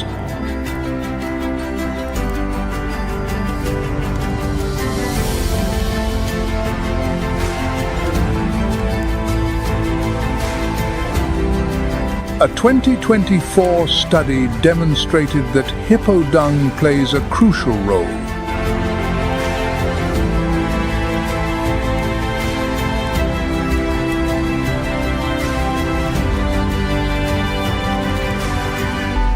They defecate directly in the water and then wag their tails to disperse the waste, promoting growth.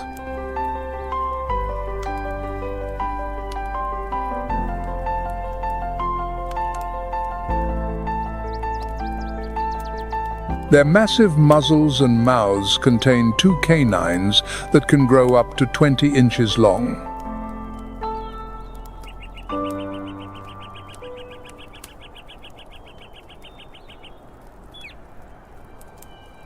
When threatened, they can open their mouths up to 180 degrees with a bite force of 8,000 to 9,000 newtons.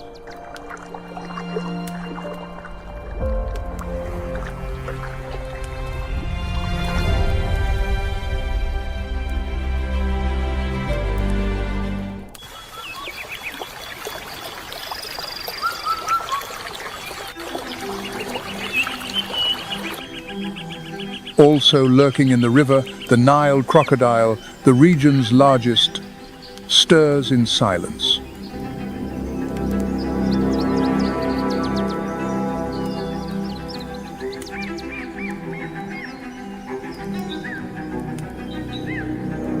They are prominent in stretches of the river around Kruger, where the slow-moving current creates ideal conditions.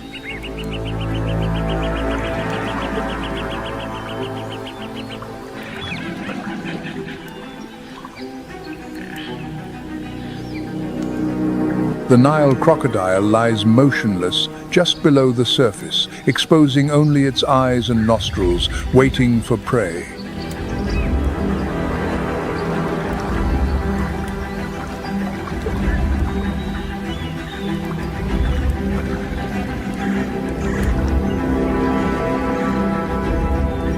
With a bite of up to 22,000 newtons, one of the strongest in the animal kingdom,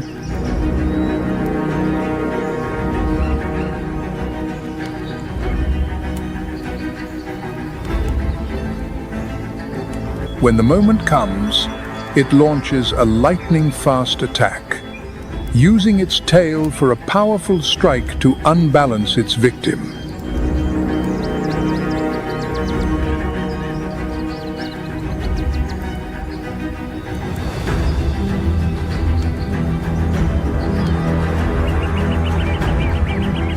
It all ends so quickly that the surface is still rippling while the prey has already vanished into the murky depths.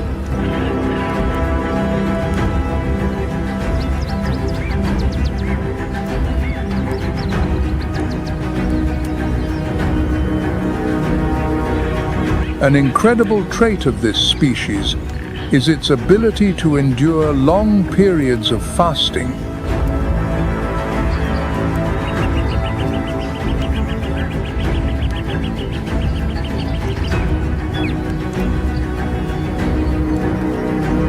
They can slow their metabolism and hold their breath underwater for up to 2 hours.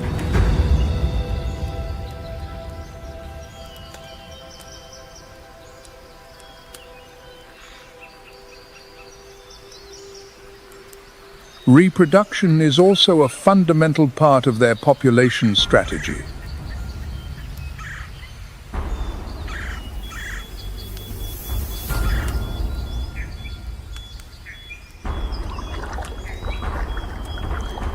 Each season, the female builds a sand nest on the bank, where she lays 30 to 60 eggs.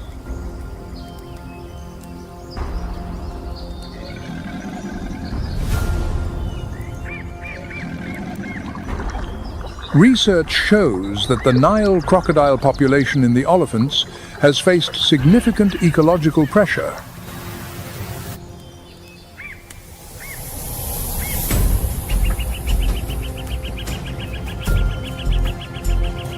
However, studies in 2024 indicate that in the lower reaches of the river around Kruger, the population remains stable.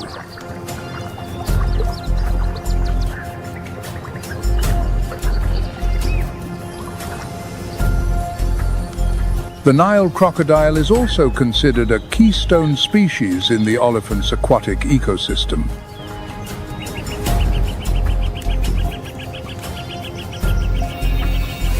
Its presence is an indicator that the river system remains healthy, indirectly supporting.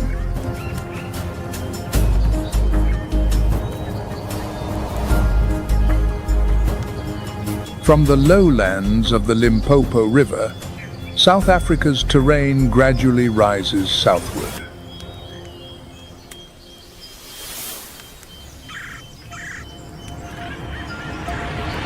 This area extends at an altitude of 4,600 to 5,900 feet, where the climate is cooler.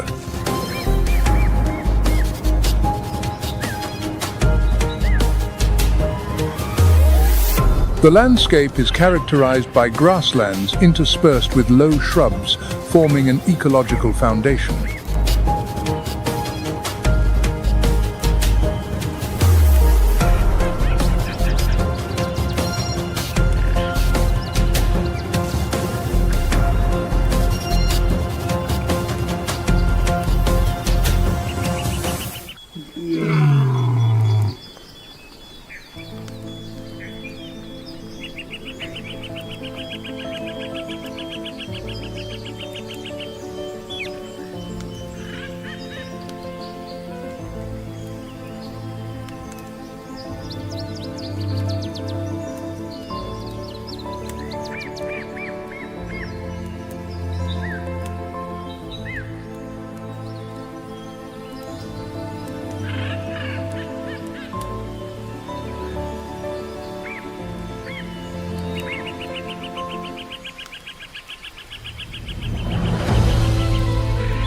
Under the wide skies of the high-veld grasslands, groups of springbok, the national animal of South Africa.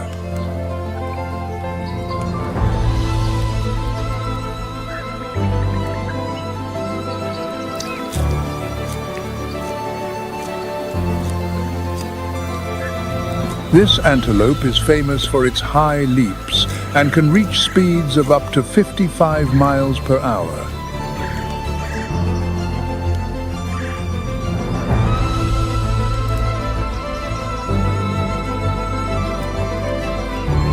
They typically inhabit open grasslands with scattered shrubs, well adapted to the dry and cold climate.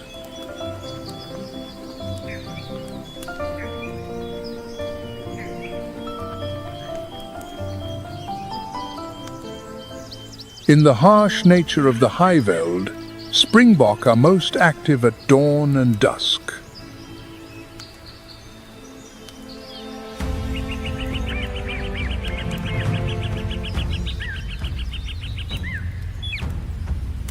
They move in herds from a few dozen to hundreds of individuals, protecting each other with their high jumps.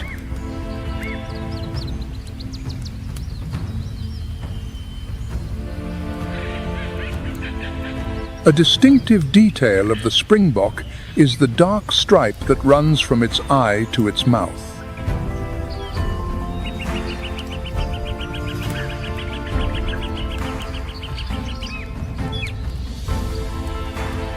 The springbok can survive for long periods without drinking water due to its ability to absorb liquid.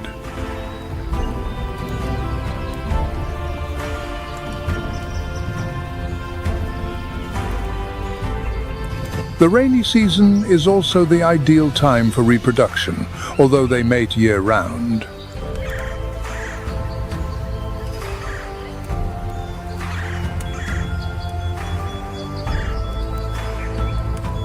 The gestation period lasts 5 to 6 months, and they usually give birth to a single calf per litter.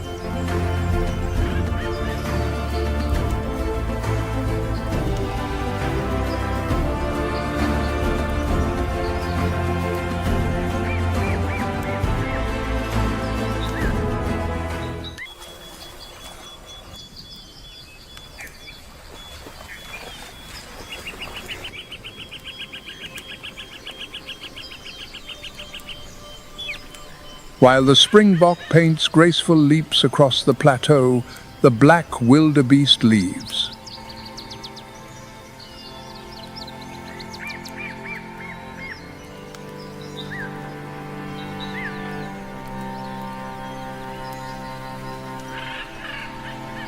They have a dark brown coat, a thick mane on their neck, and forward curving horns.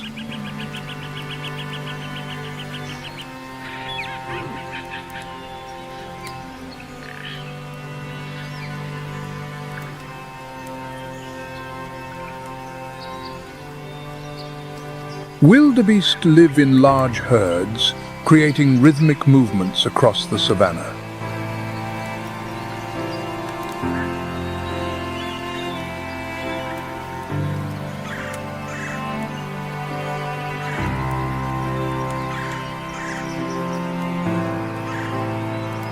These migrations are for both foraging and maintaining social structure and defense.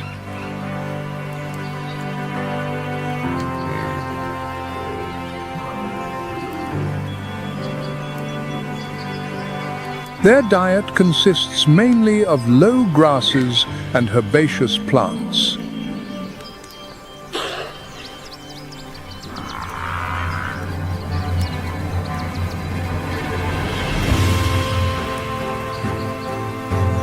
In cold and arid conditions, the black wildebeest can survive for weeks without direct access.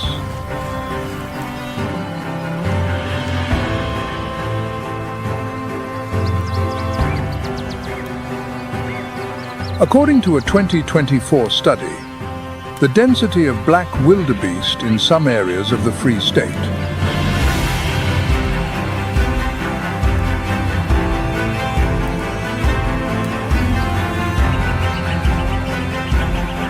Each herd consists of both adults and young, operating in an organized manner with group defense behaviors.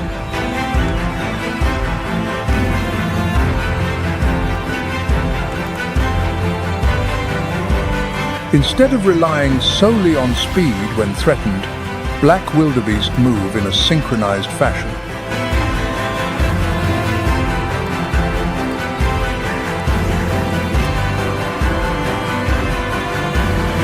The waving white tail is a visual signal that keeps the herd cohesive while running.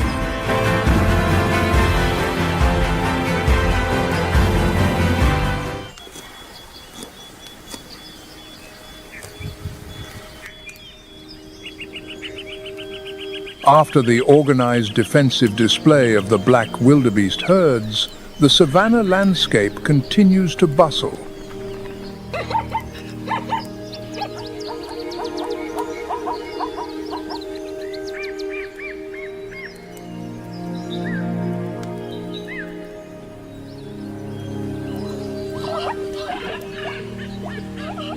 Both species live in close proximity, forming a natural alliance on the high-veld grasslands.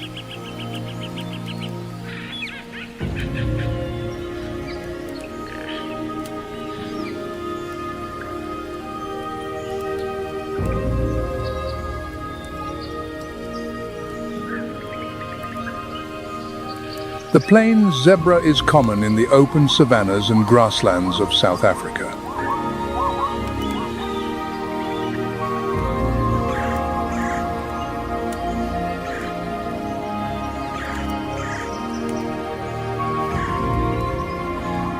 Cooperation with wildebeest is an effective survival and defense strategy for the zebra.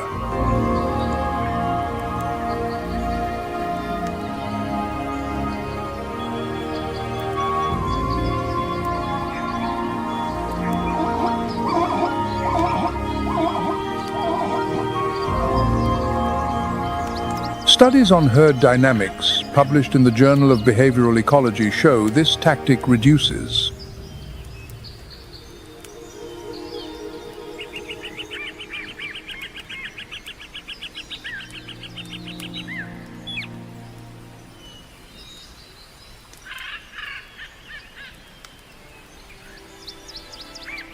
The zebra's diet consists mainly of short grasses and herbs.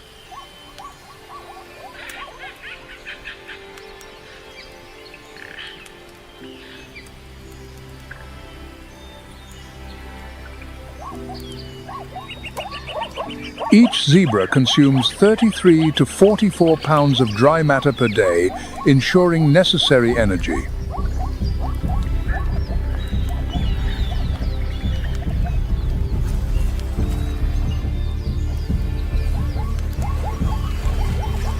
For individual defense, a zebra can reach speeds of up to 40 miles per hour in short sprints.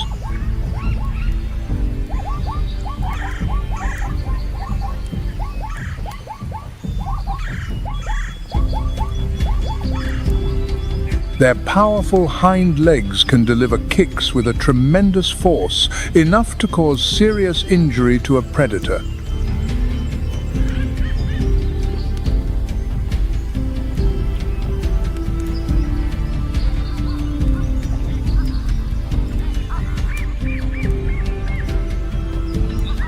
During the dry season, zebra herds follow wildebeest to areas with stable water.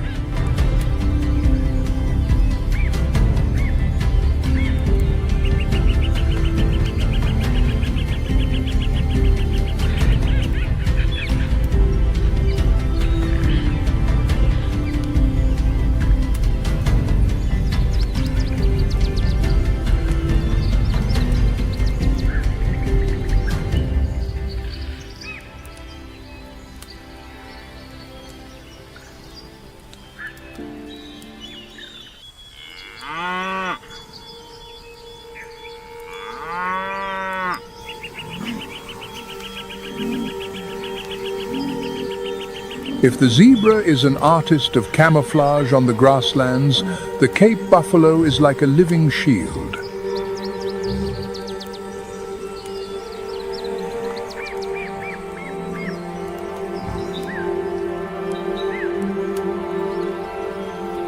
One of the big five, this African buffalo is renowned for its strength and combative temperament.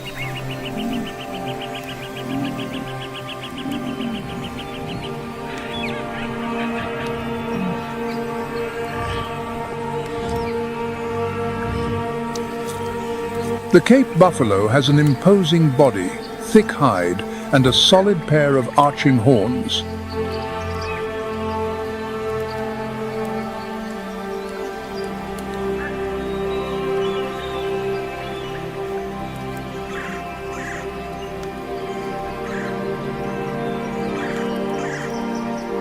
They live in herds of 10 to several hundred individuals, forming a natural shield against lions.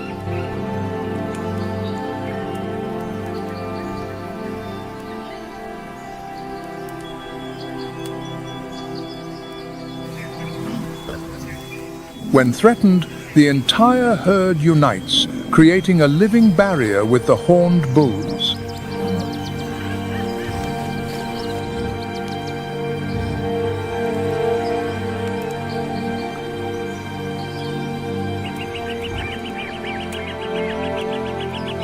This behavior has been documented in numerous confrontations in the Kruger and Mala Mala reserves.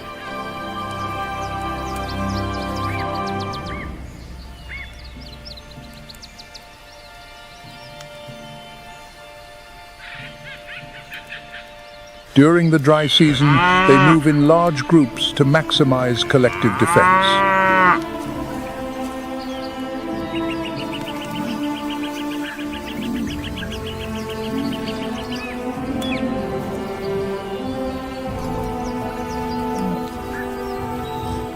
In those places, Cape buffalo often wallow in mud, a physiological strategy.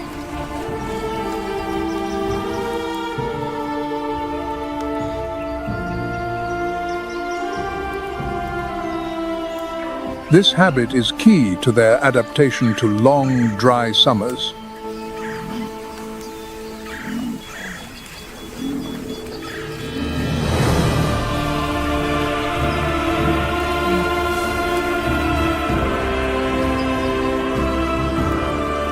The primary diet of the Cape buffalo consists of grass, but when scarce, they switch to young shoots.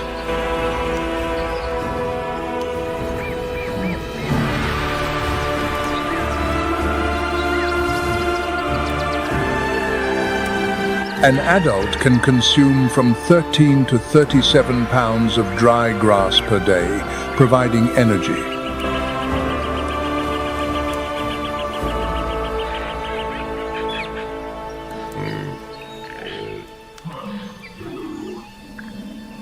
In the herd structure, females and young form the core, while adult males patrol.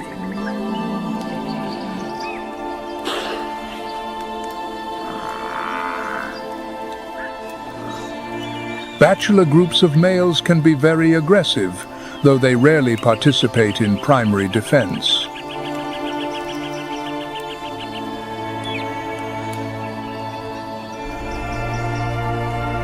When a calf lets out a distress call, the entire herd reacts and moves to protect it.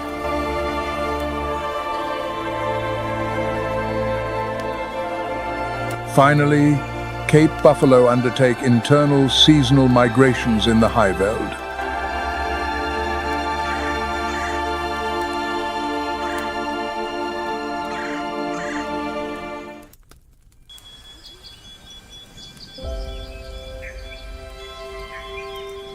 After the thunderous movements of the Cape buffalo herds, the space seems to settle as a slender figure.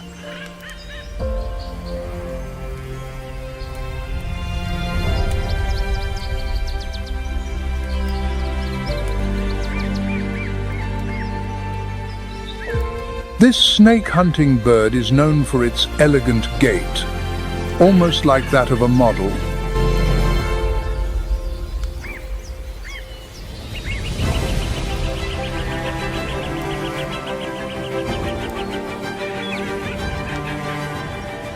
The secretary bird has a distinctive walk with long legs and an upright body.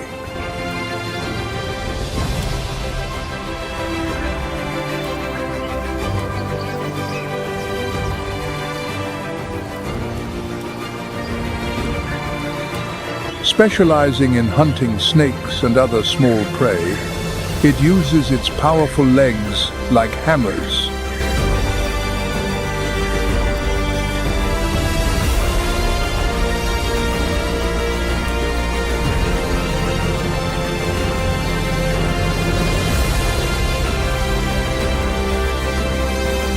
It walks at a pace of about 1.5 to 2 miles per hour, with an average of 120 steps per minute.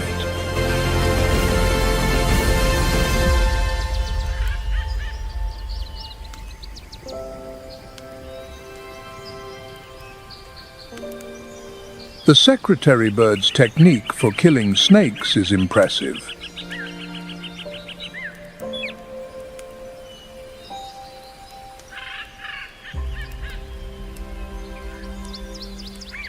Each bird typically holds a territory of about 8 square miles, traversing the low grasslands.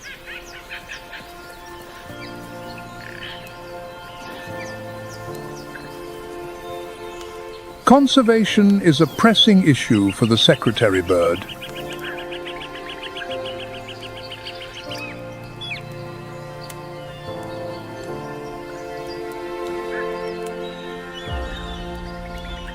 A study by BirdLife South Africa, presented in a 2024 report, warns.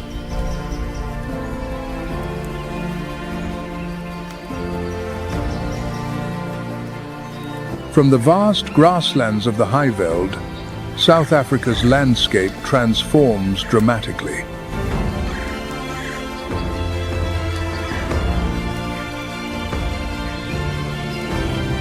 The garden root forest emerges as a green, humid ribbon winding along the coast.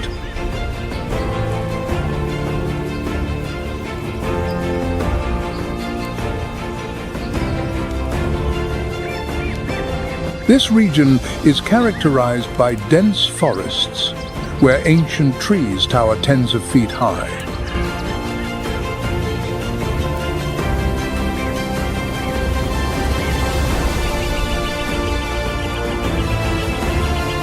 The gently rolling hills interspersed with river valleys have created a unique ecosystem.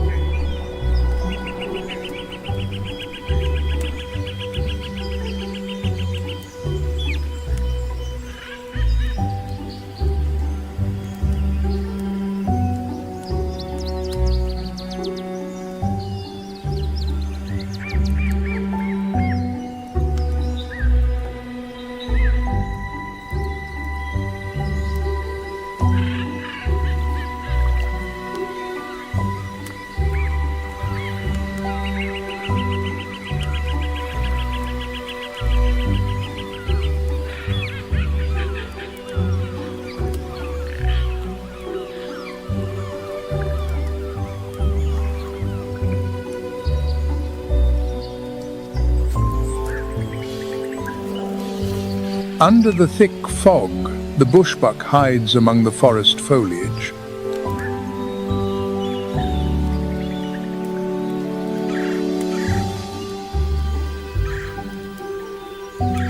Unlike many herd-dwelling antelopes, the bushbuck chooses a solitary life.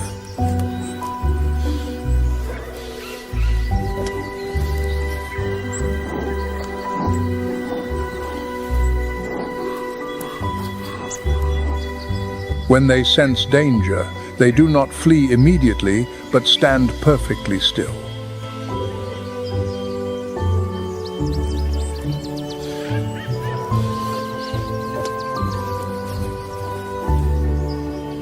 At a distant sign of threat, the bushbuck freezes, lowers its body, and remains motionless.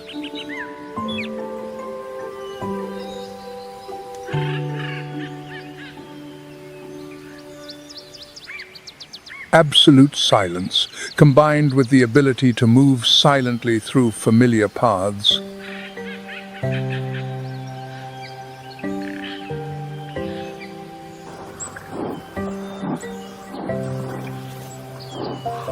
the bushbuck also has agile legs that allow it to navigate through dense thickets.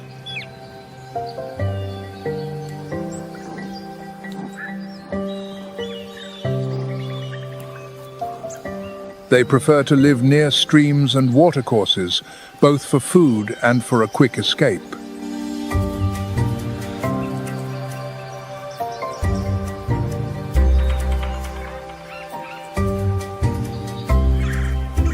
Without fangs or long, powerful horns, the bushbuck relies on extreme vigilance.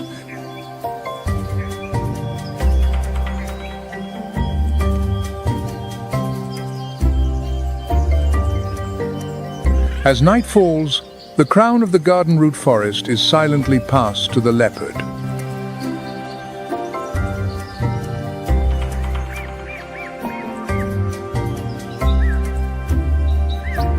With its honey-colored coat adorned with unique rosettes, it is perfectly camouflaged.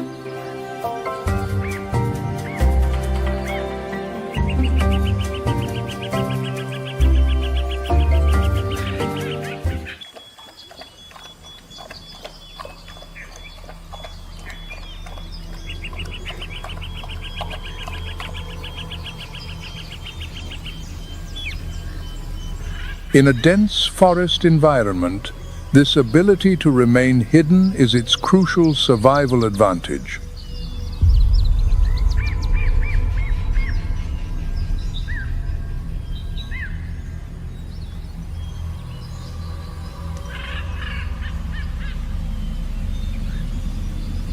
The leopard typically hunts at night or during times of low light.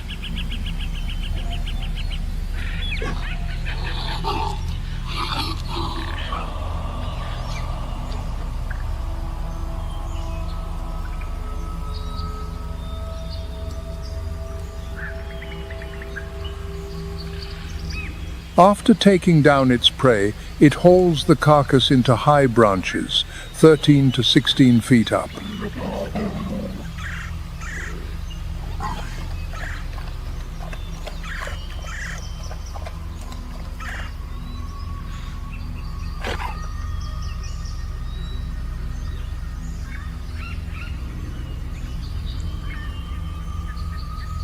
Few know that the leopard is also a surprisingly capable swimmer, though not as naturally as a tiger.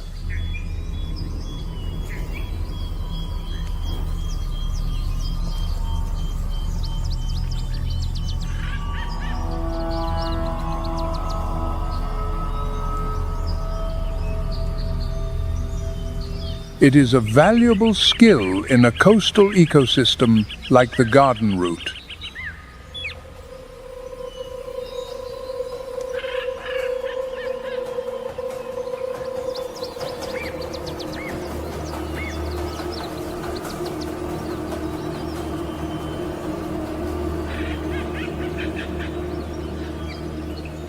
However, beneath the serene facade of the leopard's solitary life lie fierce conflicts.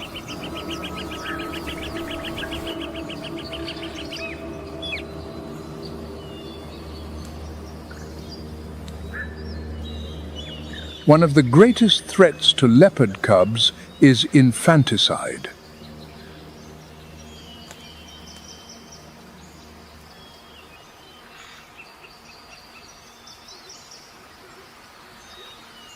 When a new male takes control of a territory, he often eliminates cubs that are not his own.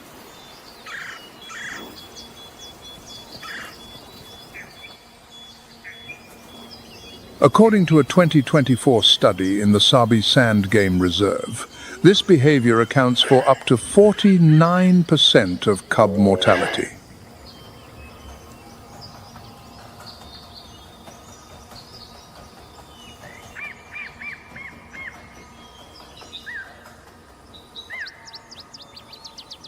Furthermore, the leopard's reproductive strategy is heavily dependent on natural territory dispersal patterns.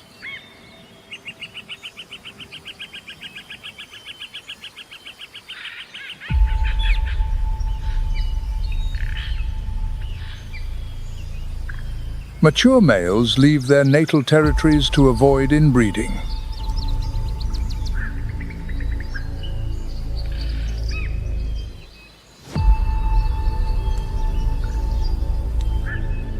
However, with the increase in human-caused mortality, this pattern is disrupted.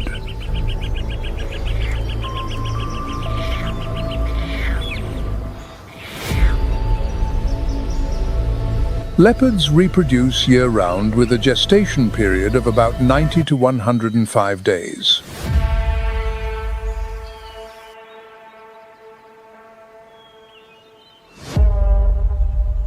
The mother raises her young cubs in the forest shadows, teaching them how to climb.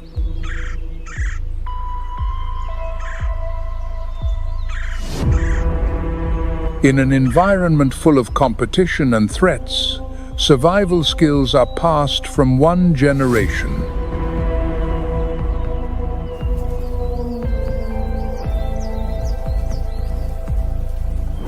Despite being solitary, leopards command vast territories from 8 to 15 square miles.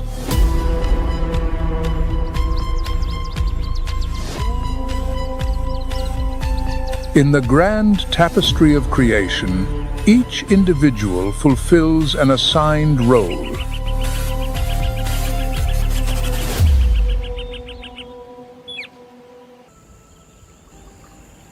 As the dry season drains the last strength from the savanna, the river becomes the ultimate salvation.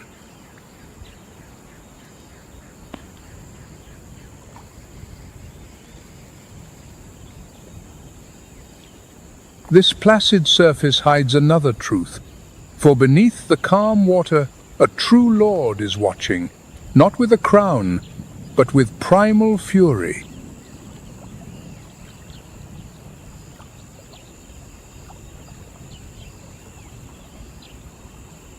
They dominate this riverbank.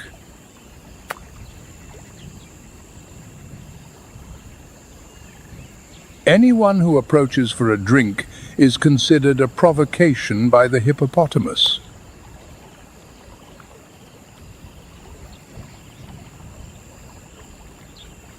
Yet, there are still those who underestimate their latent power.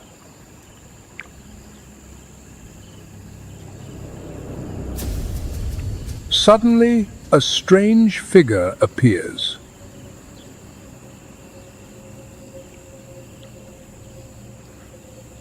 A lion, the predator of the savanna.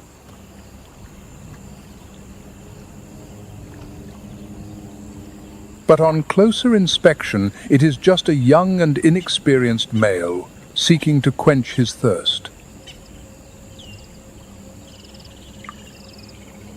To the hippos, this presence is a declaration of war.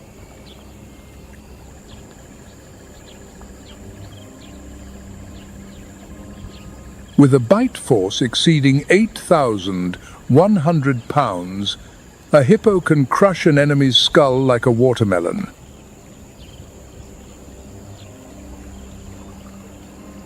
Fortunately, hippos are not predators.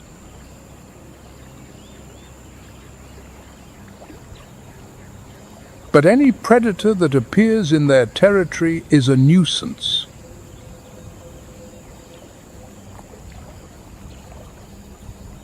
Many often mistake the hippo's behavior, believing they rescue weaker prey.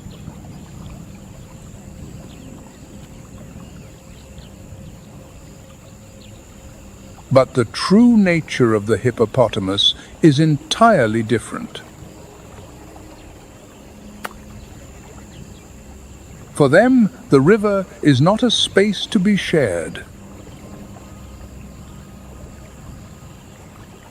Every intrusion, whether by predator or prey, is an offense to their supreme authority.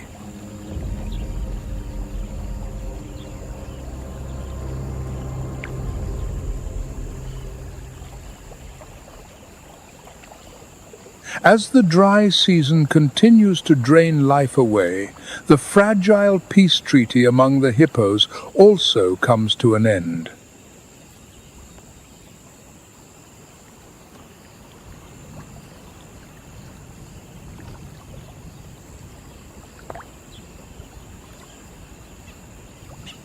Hippos cannot live without water.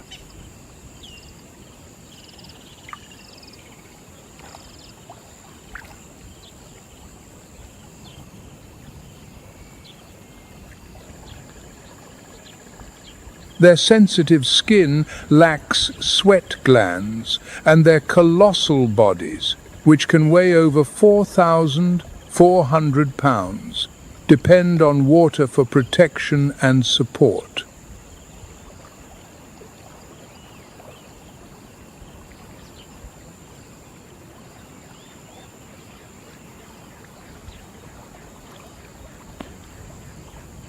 When the deepest pools become scarce, space begins to tighten.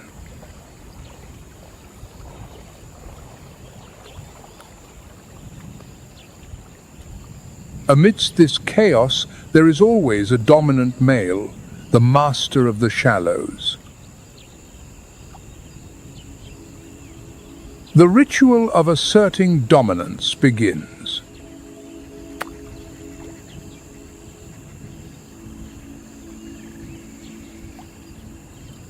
This is not a vulgar act, but a display of supremacy and power.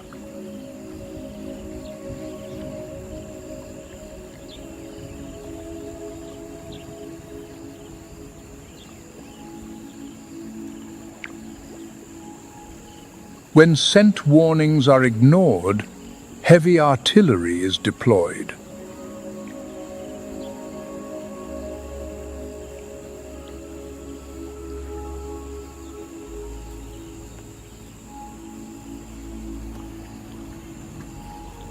The jaws open to an angle of 150 degrees. What looks like an oversized yawn is, in fact, a mortal threat.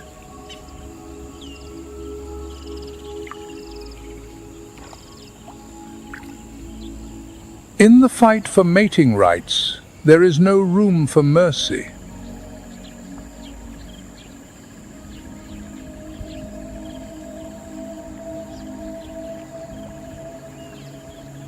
The loser bows his head, allowing the victor to mount his back.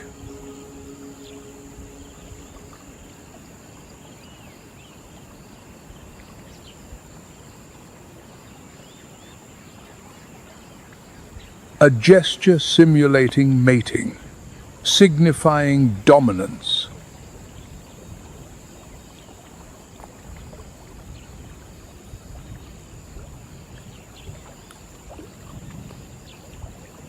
Meanwhile, some young males, not yet mature enough to challenge, display their strength in terrestrial races.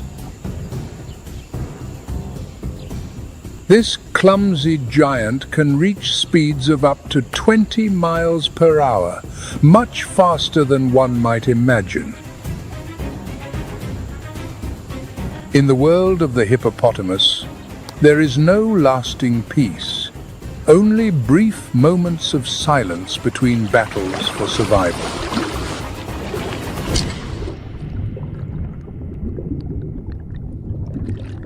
Beneath the water, a new hippo life begins after the mother's 8-month gestation.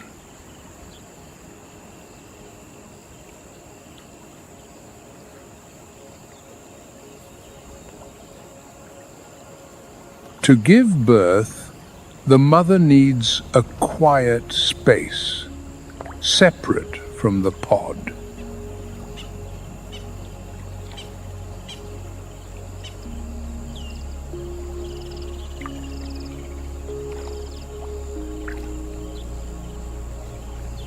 The calf is born in the water, weighing between 55 and 110 pounds, and must swim to the surface for its first breath.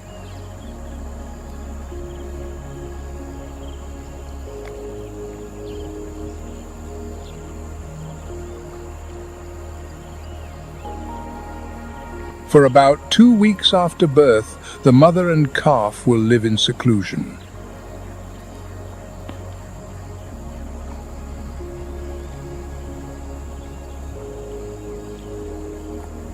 This period helps the calf to imprint, memorizing its mother's scent and call, while staying clear of dangers from the pod and predators.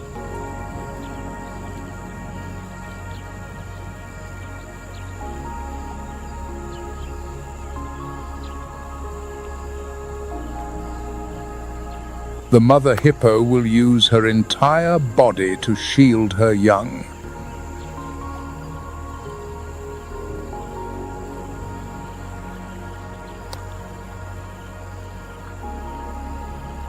Once the calf is strong enough, they rejoin the community.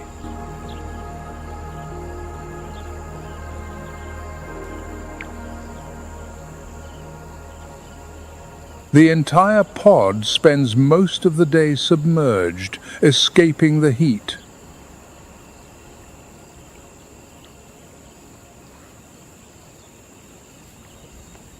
But every piece must be fought for.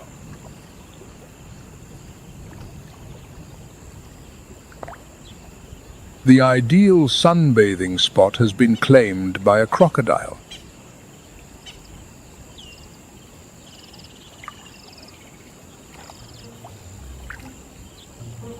And the VIP position is reclaimed with little courtesy.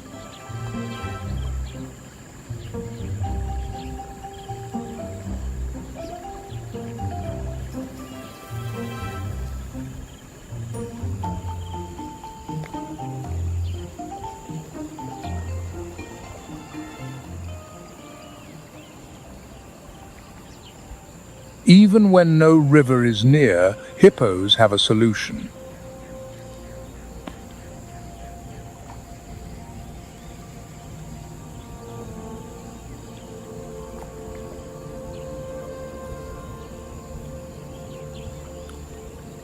Natural mud is an alternative.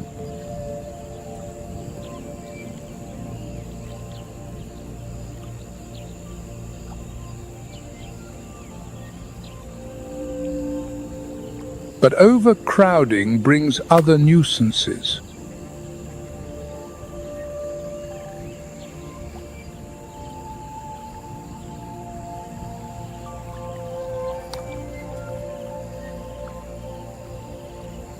Parasites.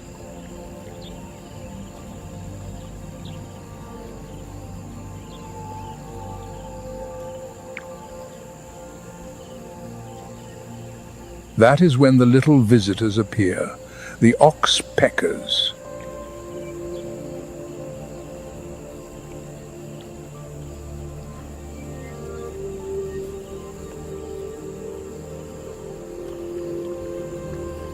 These birds treat the hippo's broad back as a buffet.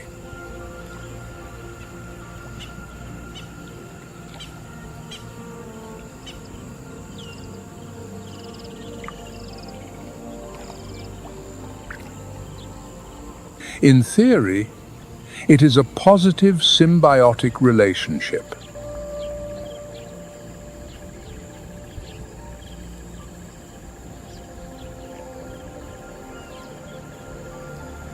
But sometimes the oxpeckers become greedy.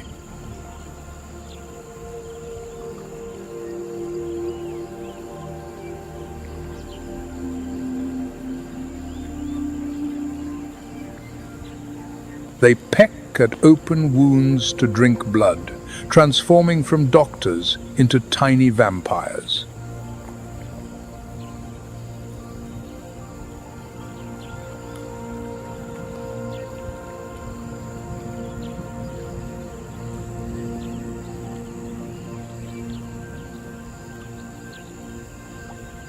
However, the most surprising thing about the hippopotamus is not found on the surface, but at the bottom of the river.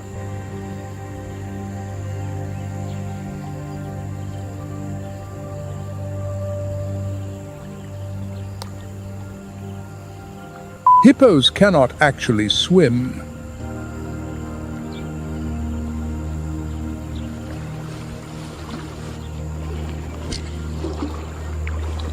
Their dense bone structure and immense body weight cause them to sink instantly, unable to float.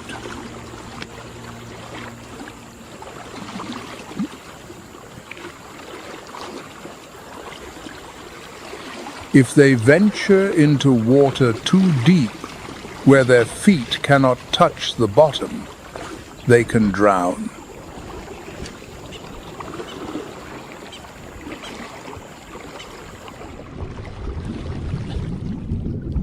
Instead of swimming, they walk underwater.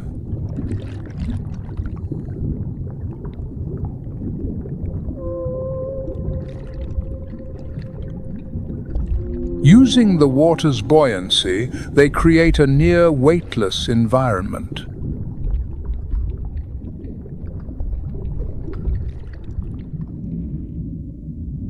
In this way, the hippos perform graceful strides, much like astronauts on the lunar surface.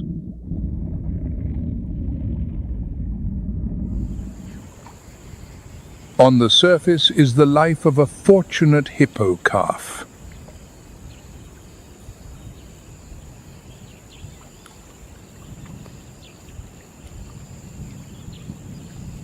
But on the savannah, nothing is easy.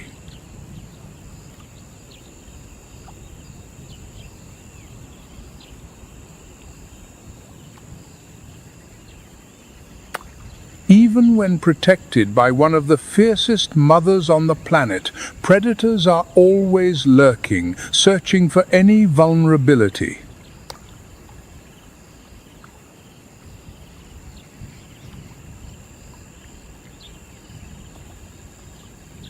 The river, both home and sanctuary, is also the stage for its first drama of survival.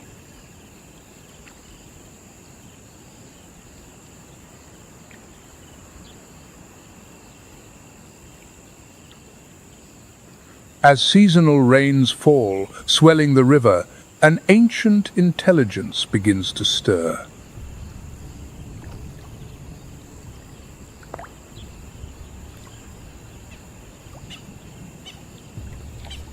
The Nile crocodile.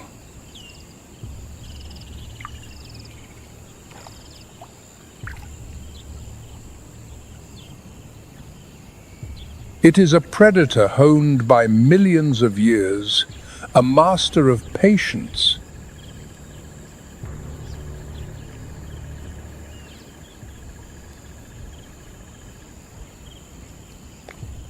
It need not hurry. It only needs to wait.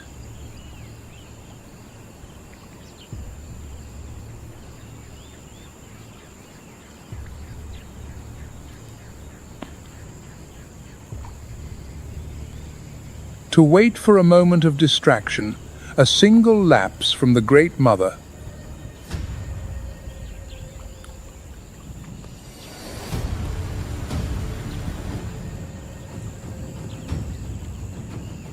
For the calf, a snatch from below could be the end of a life just begun.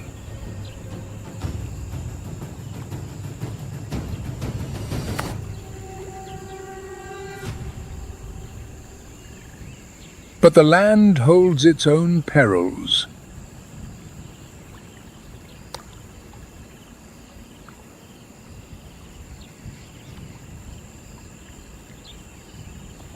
When the pod leaves the relative safety of the water to forage, they enter another kingdom, ruled by the lords of the grassland.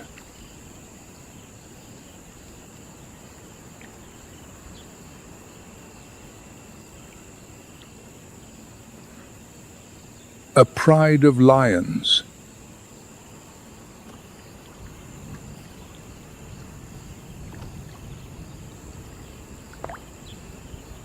Their strategy is to observe and wait for an opportunity.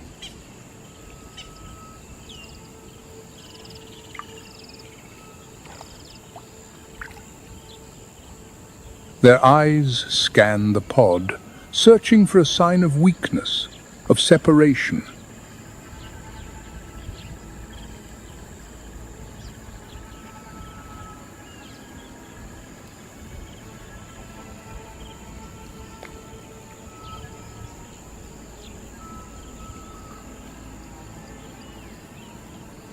They will wait patiently until the calf, even for a moment, is separated from its mother's protective wall of flesh.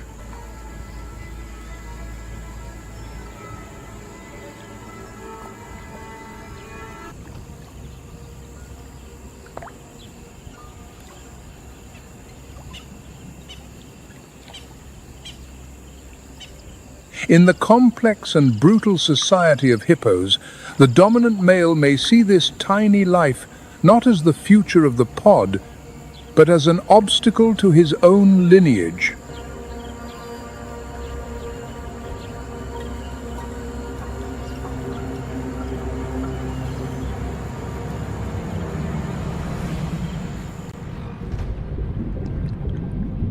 It is a dark evolutionary strategy known as infanticide.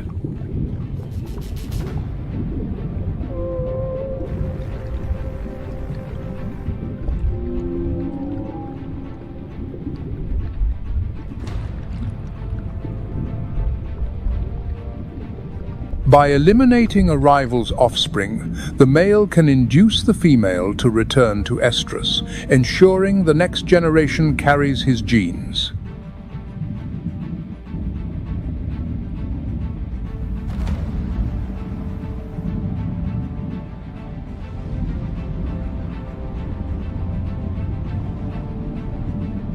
Faced with such an attack, even the most resilient mother becomes powerless.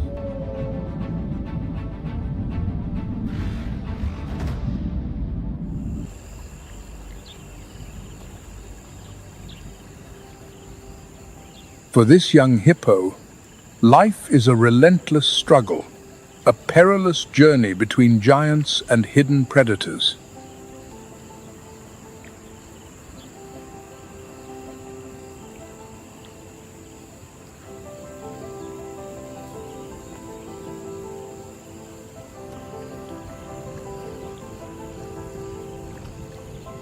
To survive just one day is, in itself, an extraordinary victory.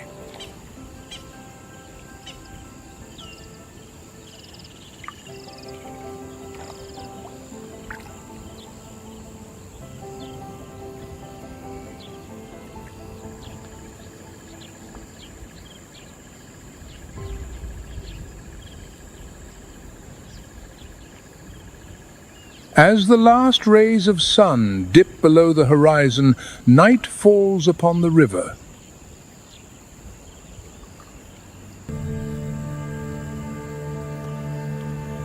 Gradually, the pod regains its calm, and the sound of their heavy breathing echoes across the water like a victory song.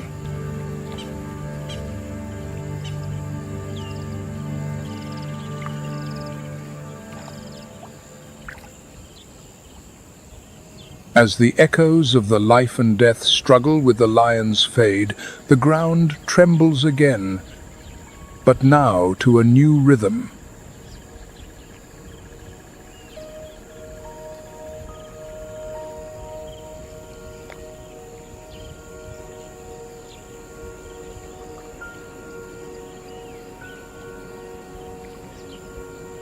It is not the silent tread of a hunter, but the heavy footfalls of a prehistoric tank, a rhinoceros.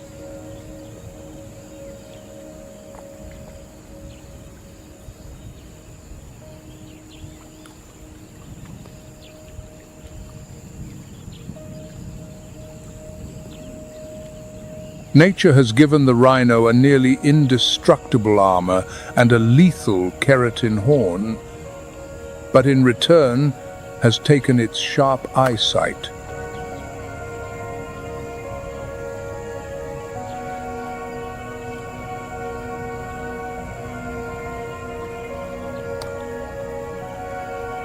The world through a rhino's eyes is one of blurred and menacing shapes.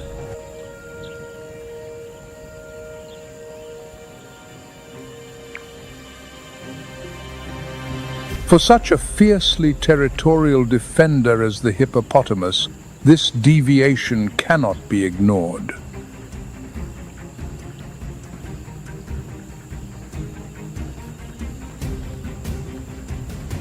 Though unintentional, the rhino has just declared war.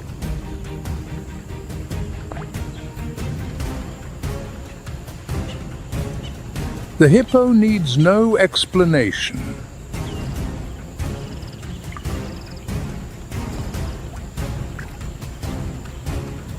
There are no complex tactics.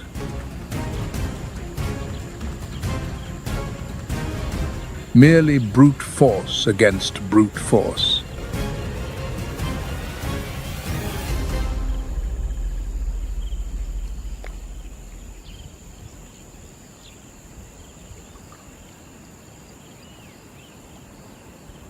As the ground shimmers in the oppressive heat of the dry season, another grass-eating giant approaches.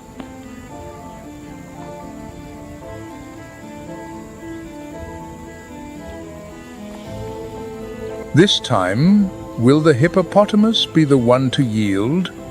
After all, both need the river.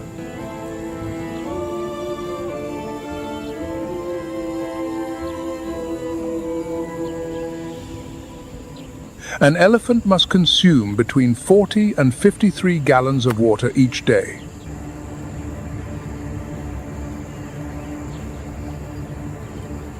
This immense biological need forces it to trespass on hippo territory.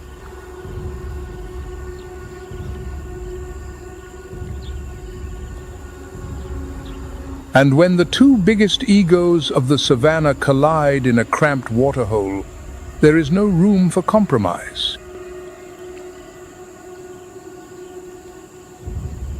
This male hippo is truly courageous. Science calls this an asymmetrical conflict. But the hippo realizes its mistake, and luckily, there is still time to retreat.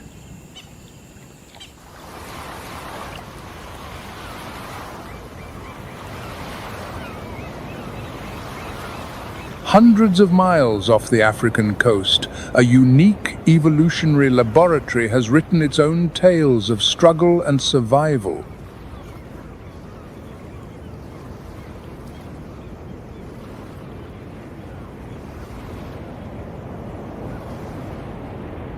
Amidst the waters of the Indian Ocean, Madagascar rises as a world apart.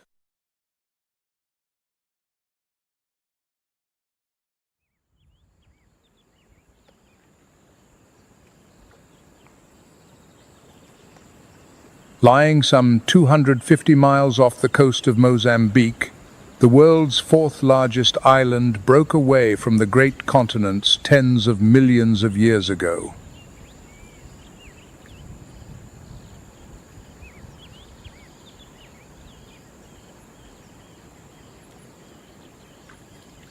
This geographic isolation has allowed its creatures to evolve along unique paths found nowhere else.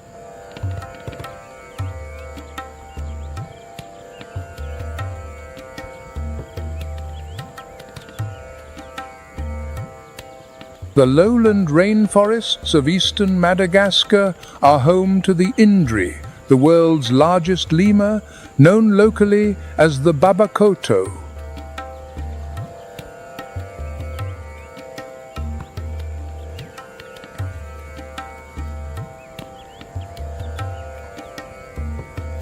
Some 60 million years ago, their ancestors crossed the ocean on natural rafts of vegetation to reach this island.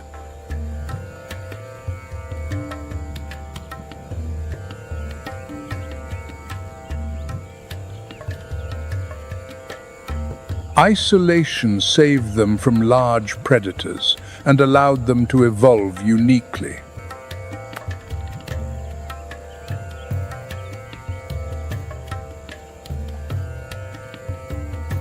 The Indri can stand up to 3 feet tall and weigh between 15 and 20 pounds.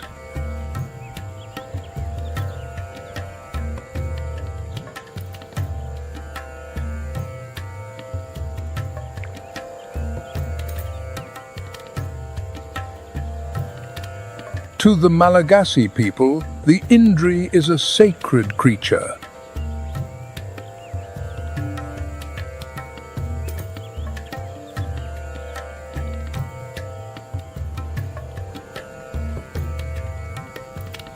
Traditionally, harming an Indri is fady, an absolute taboo.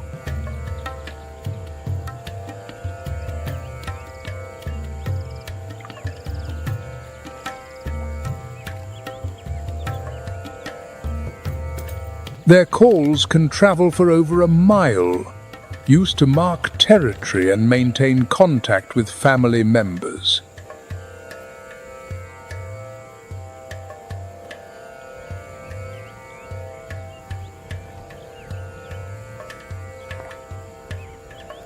Unfortunately, their habitat is shrinking rapidly.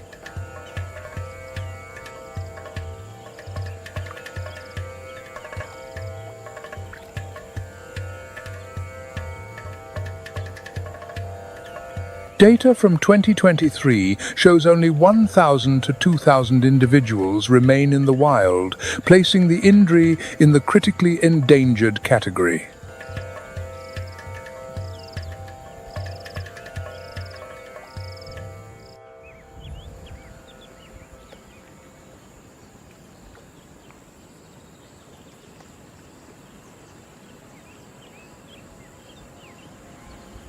Hidden beneath the dense foliage of Madagascar's forests, the leaf-tailed gecko is a true master of disguise.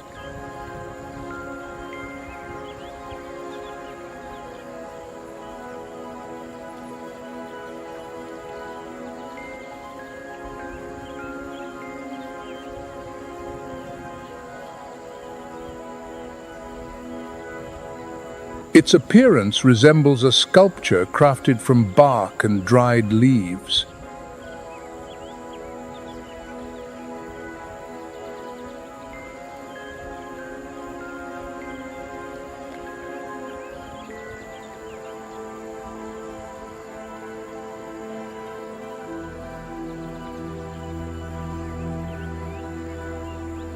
The intricately patterned skin blurs all body lines.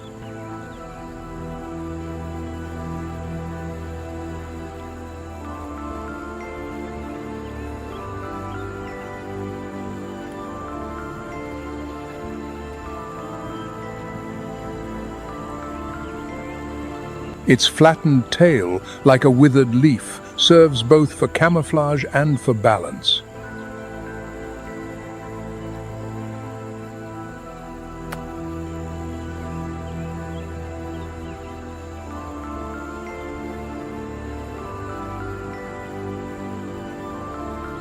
As night falls, the leaf-tailed gecko begins its hunt.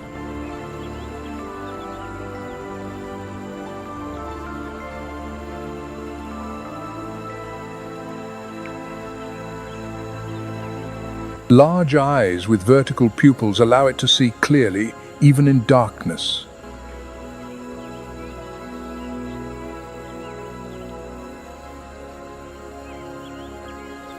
They play a vital role in controlling insect populations and maintaining biodiversity in the forest ecosystem.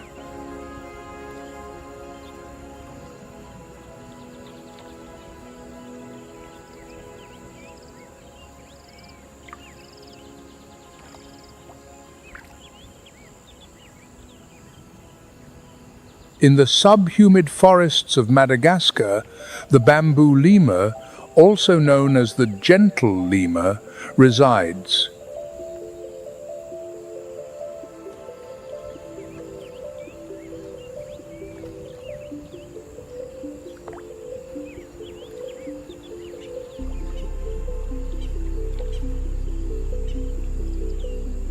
Their primary food source is bamboo, a plant containing cyanide, a poison to most creatures.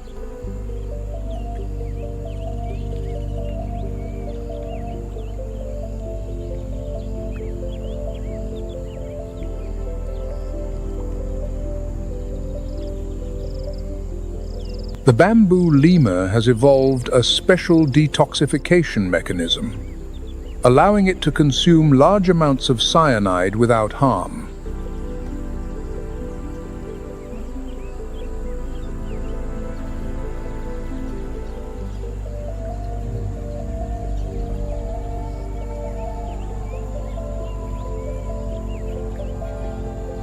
The conservation status of this species is alarming.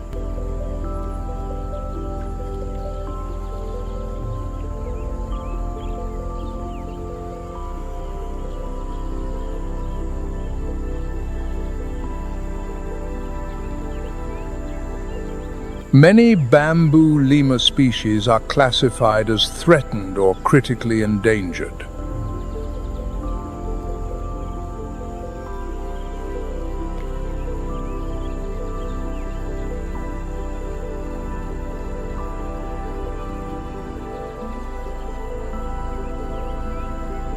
Among them, the greater bamboo lemur has fewer than 1,000 individuals left in the wild, facing imminent extinction.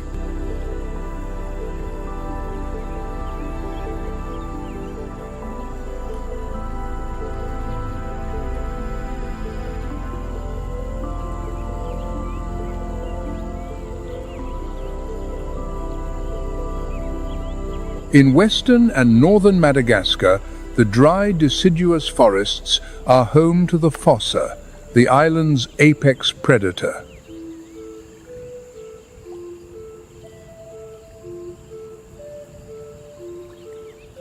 It is a living symbol of adaptation in an isolated world.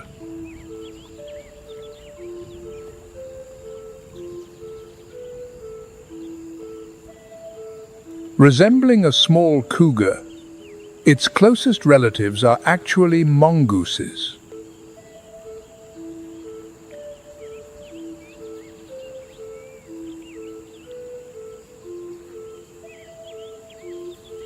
The fossa is a unique example of convergent evolution.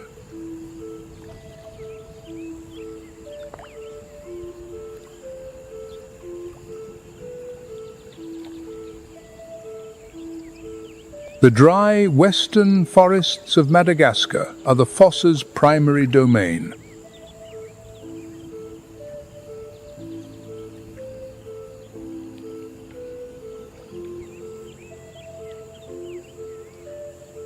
Although it can be found in other areas, this is where its population density is highest.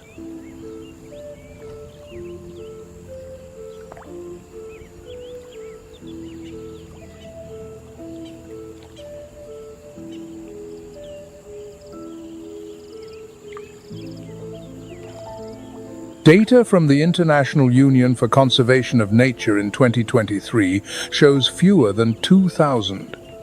500 mature individuals remain in the wild.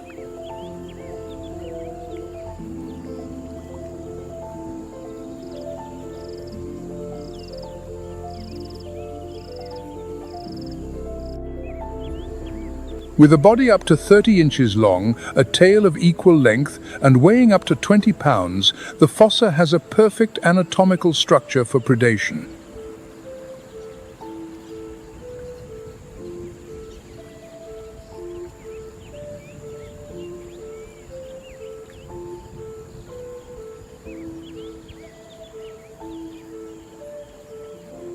Powerful legs and semi-retractable claws allow it to move with agility, both on the ground and in the trees.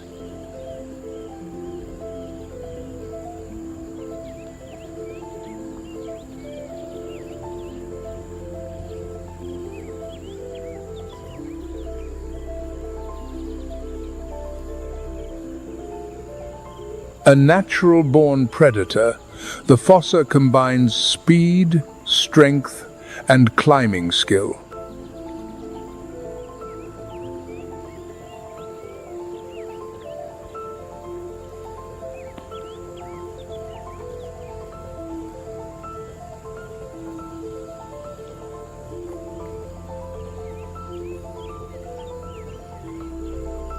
It hunts birds, reptiles, and small mammals, especially lemurs, which make up about 50% of its diet.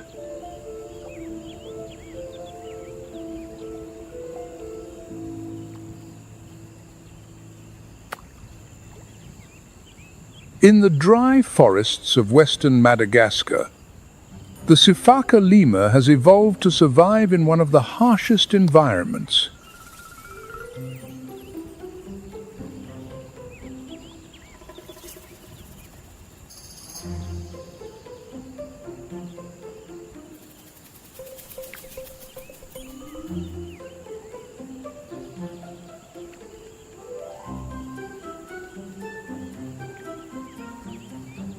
Amidst aridity and adversity, they have developed remarkable survival strategies.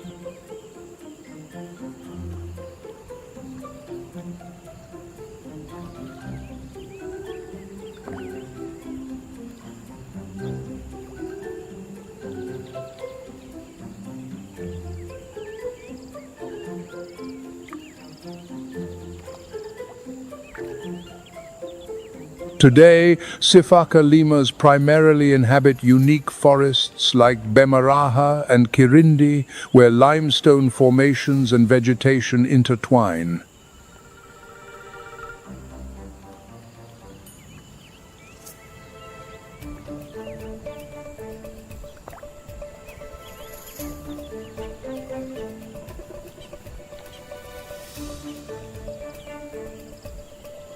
According to the IUCN, some species like Deccan sifaka have fewer than 2,500 mature individuals left in the wild.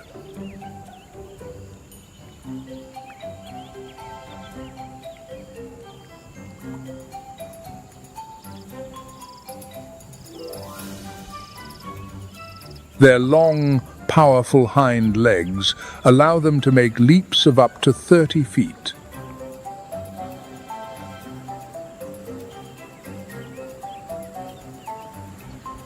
They live in small groups of 3 to 10 individuals, usually led by a female.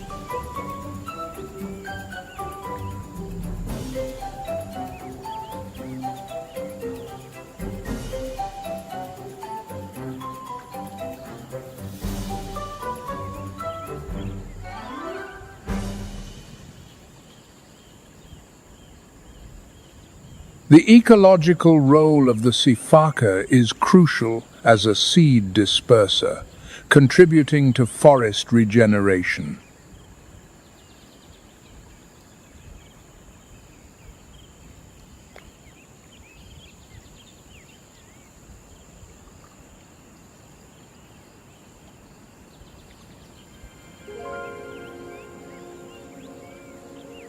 In the succulent woodlands, Standing's day gecko is a vibrant highlight.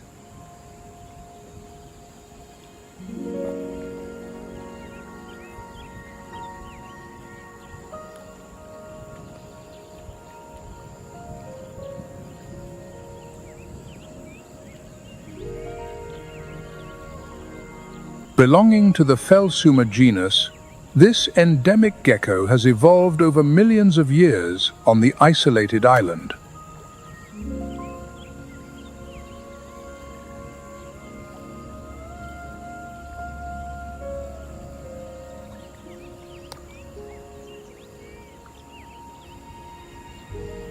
Its green skin, dotted with red and blue spots, helps it camouflage against baobab trunks in bright light.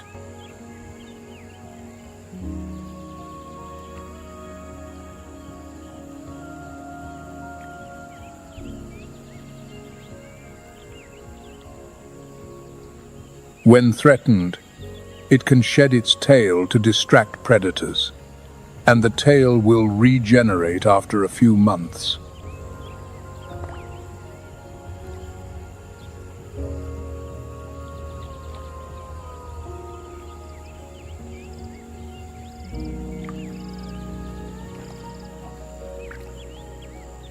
In this ecosystem, Standing's day gecko is an essential part.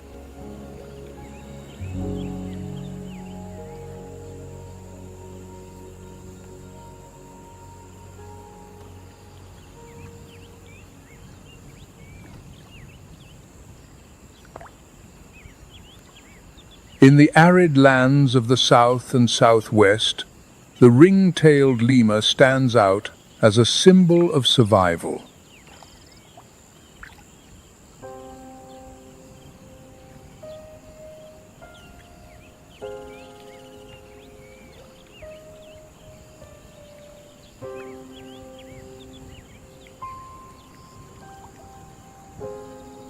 Adapted to scrub forests and savannas, they face year-round shortages of water and food.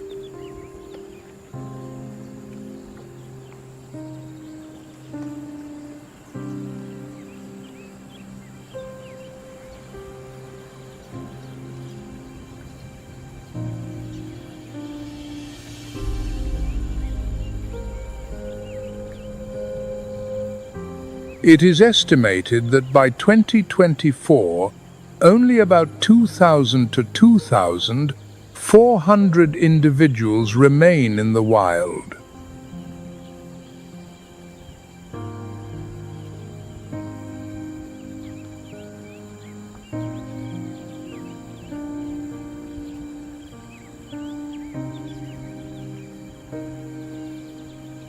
Its long tail, with alternating black and white stripes, not only aids in balance, but also serves as a visual signal for communication.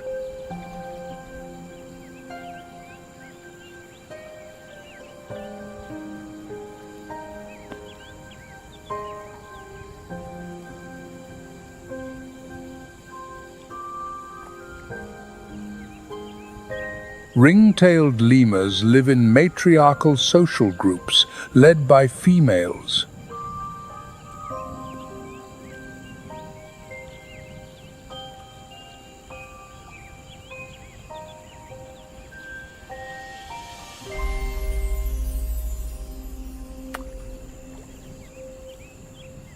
They play a vital ecological role by dispersing seeds through their feces, helping to maintain the vegetation of the dry forests.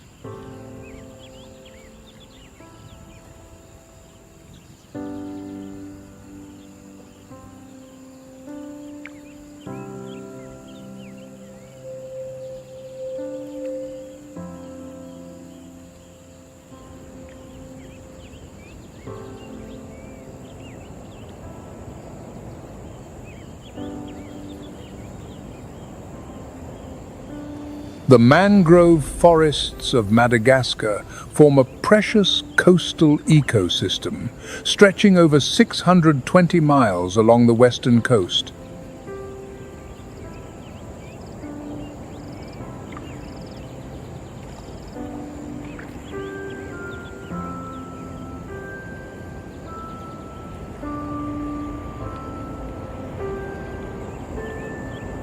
The combination of brackish water and sediment-rich soil provides a haven for plants like mangroves and Avicennia.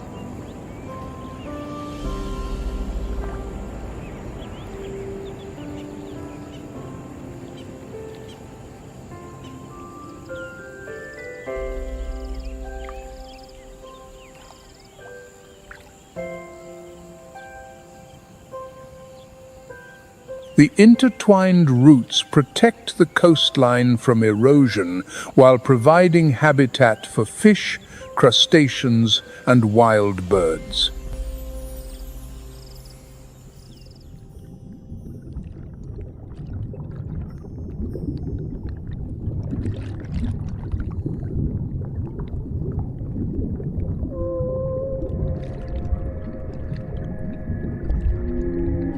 Along the Betsiboka estuary, green sea turtles often appear on the sandbanks and in the mangroves to rest and feed.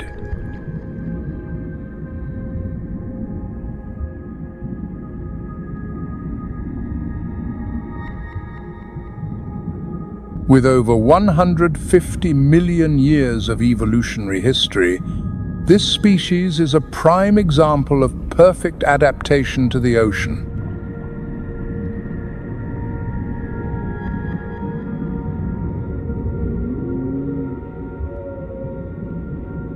The mangrove ecosystem offers safe refuge from predators and an abundant food source.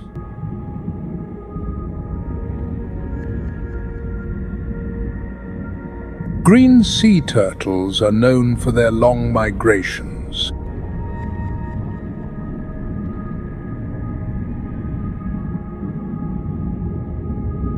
They travel thousands of miles to return to their birthplace to lay eggs.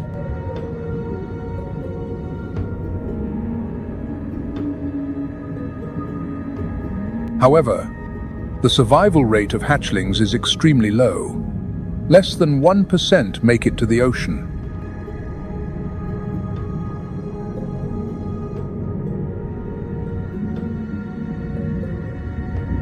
Currently, the conservation status of this species is worrying due to mangrove loss, pollution, and hunting.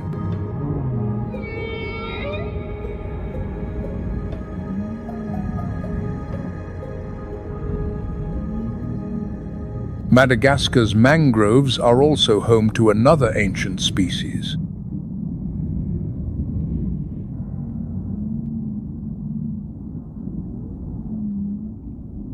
The hawksbill sea turtle.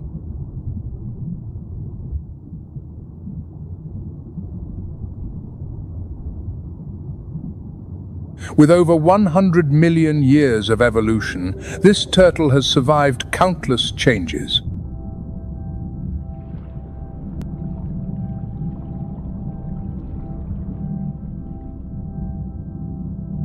Its curved, sharp beak is a specialized tool for scraping food like sea anemones and sponges from rock surfaces.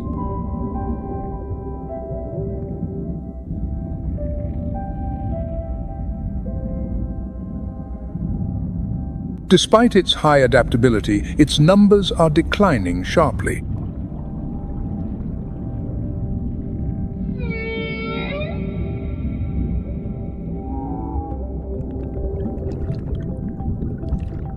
The IUCN has classified the hawksbill as critically endangered.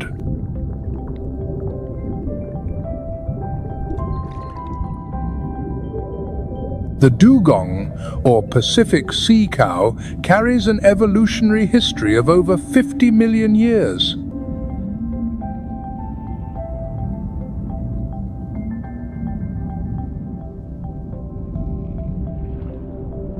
From terrestrial ancestors, it has fully adapted to a marine environment.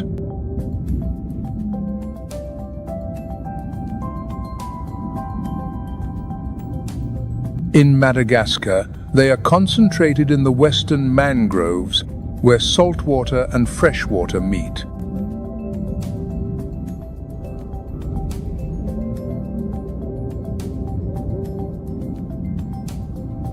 Its fusiform body is perfect for navigating narrow, sediment-rich waters.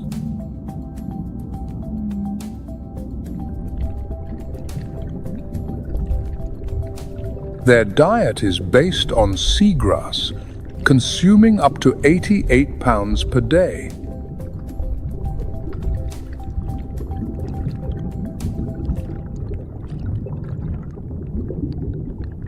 Currently, their population on the island has dwindled to just a few hundred individuals.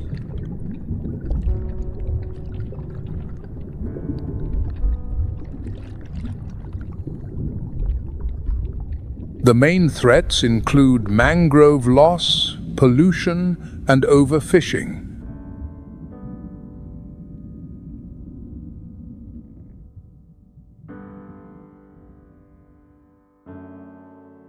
Madagascar, the red island in the Indian Ocean, is a symbol of nature's enduring vitality.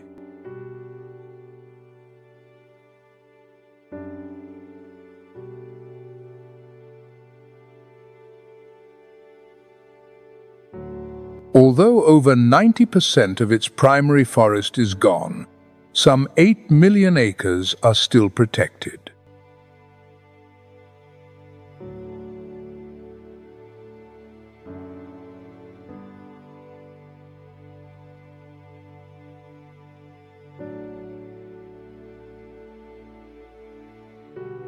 In the past 3 years, over 5 million native trees have been planted, alongside programs for turtle re-release, wildlife trade control, and mangrove restoration.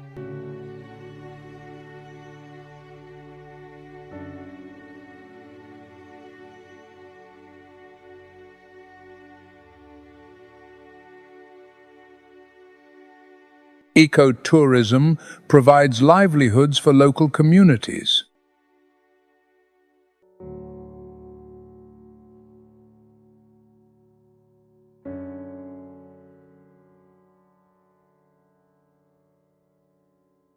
But Madagascar needs the world's help to preserve its lemurs, baobabs, and unique ecosystem for the future.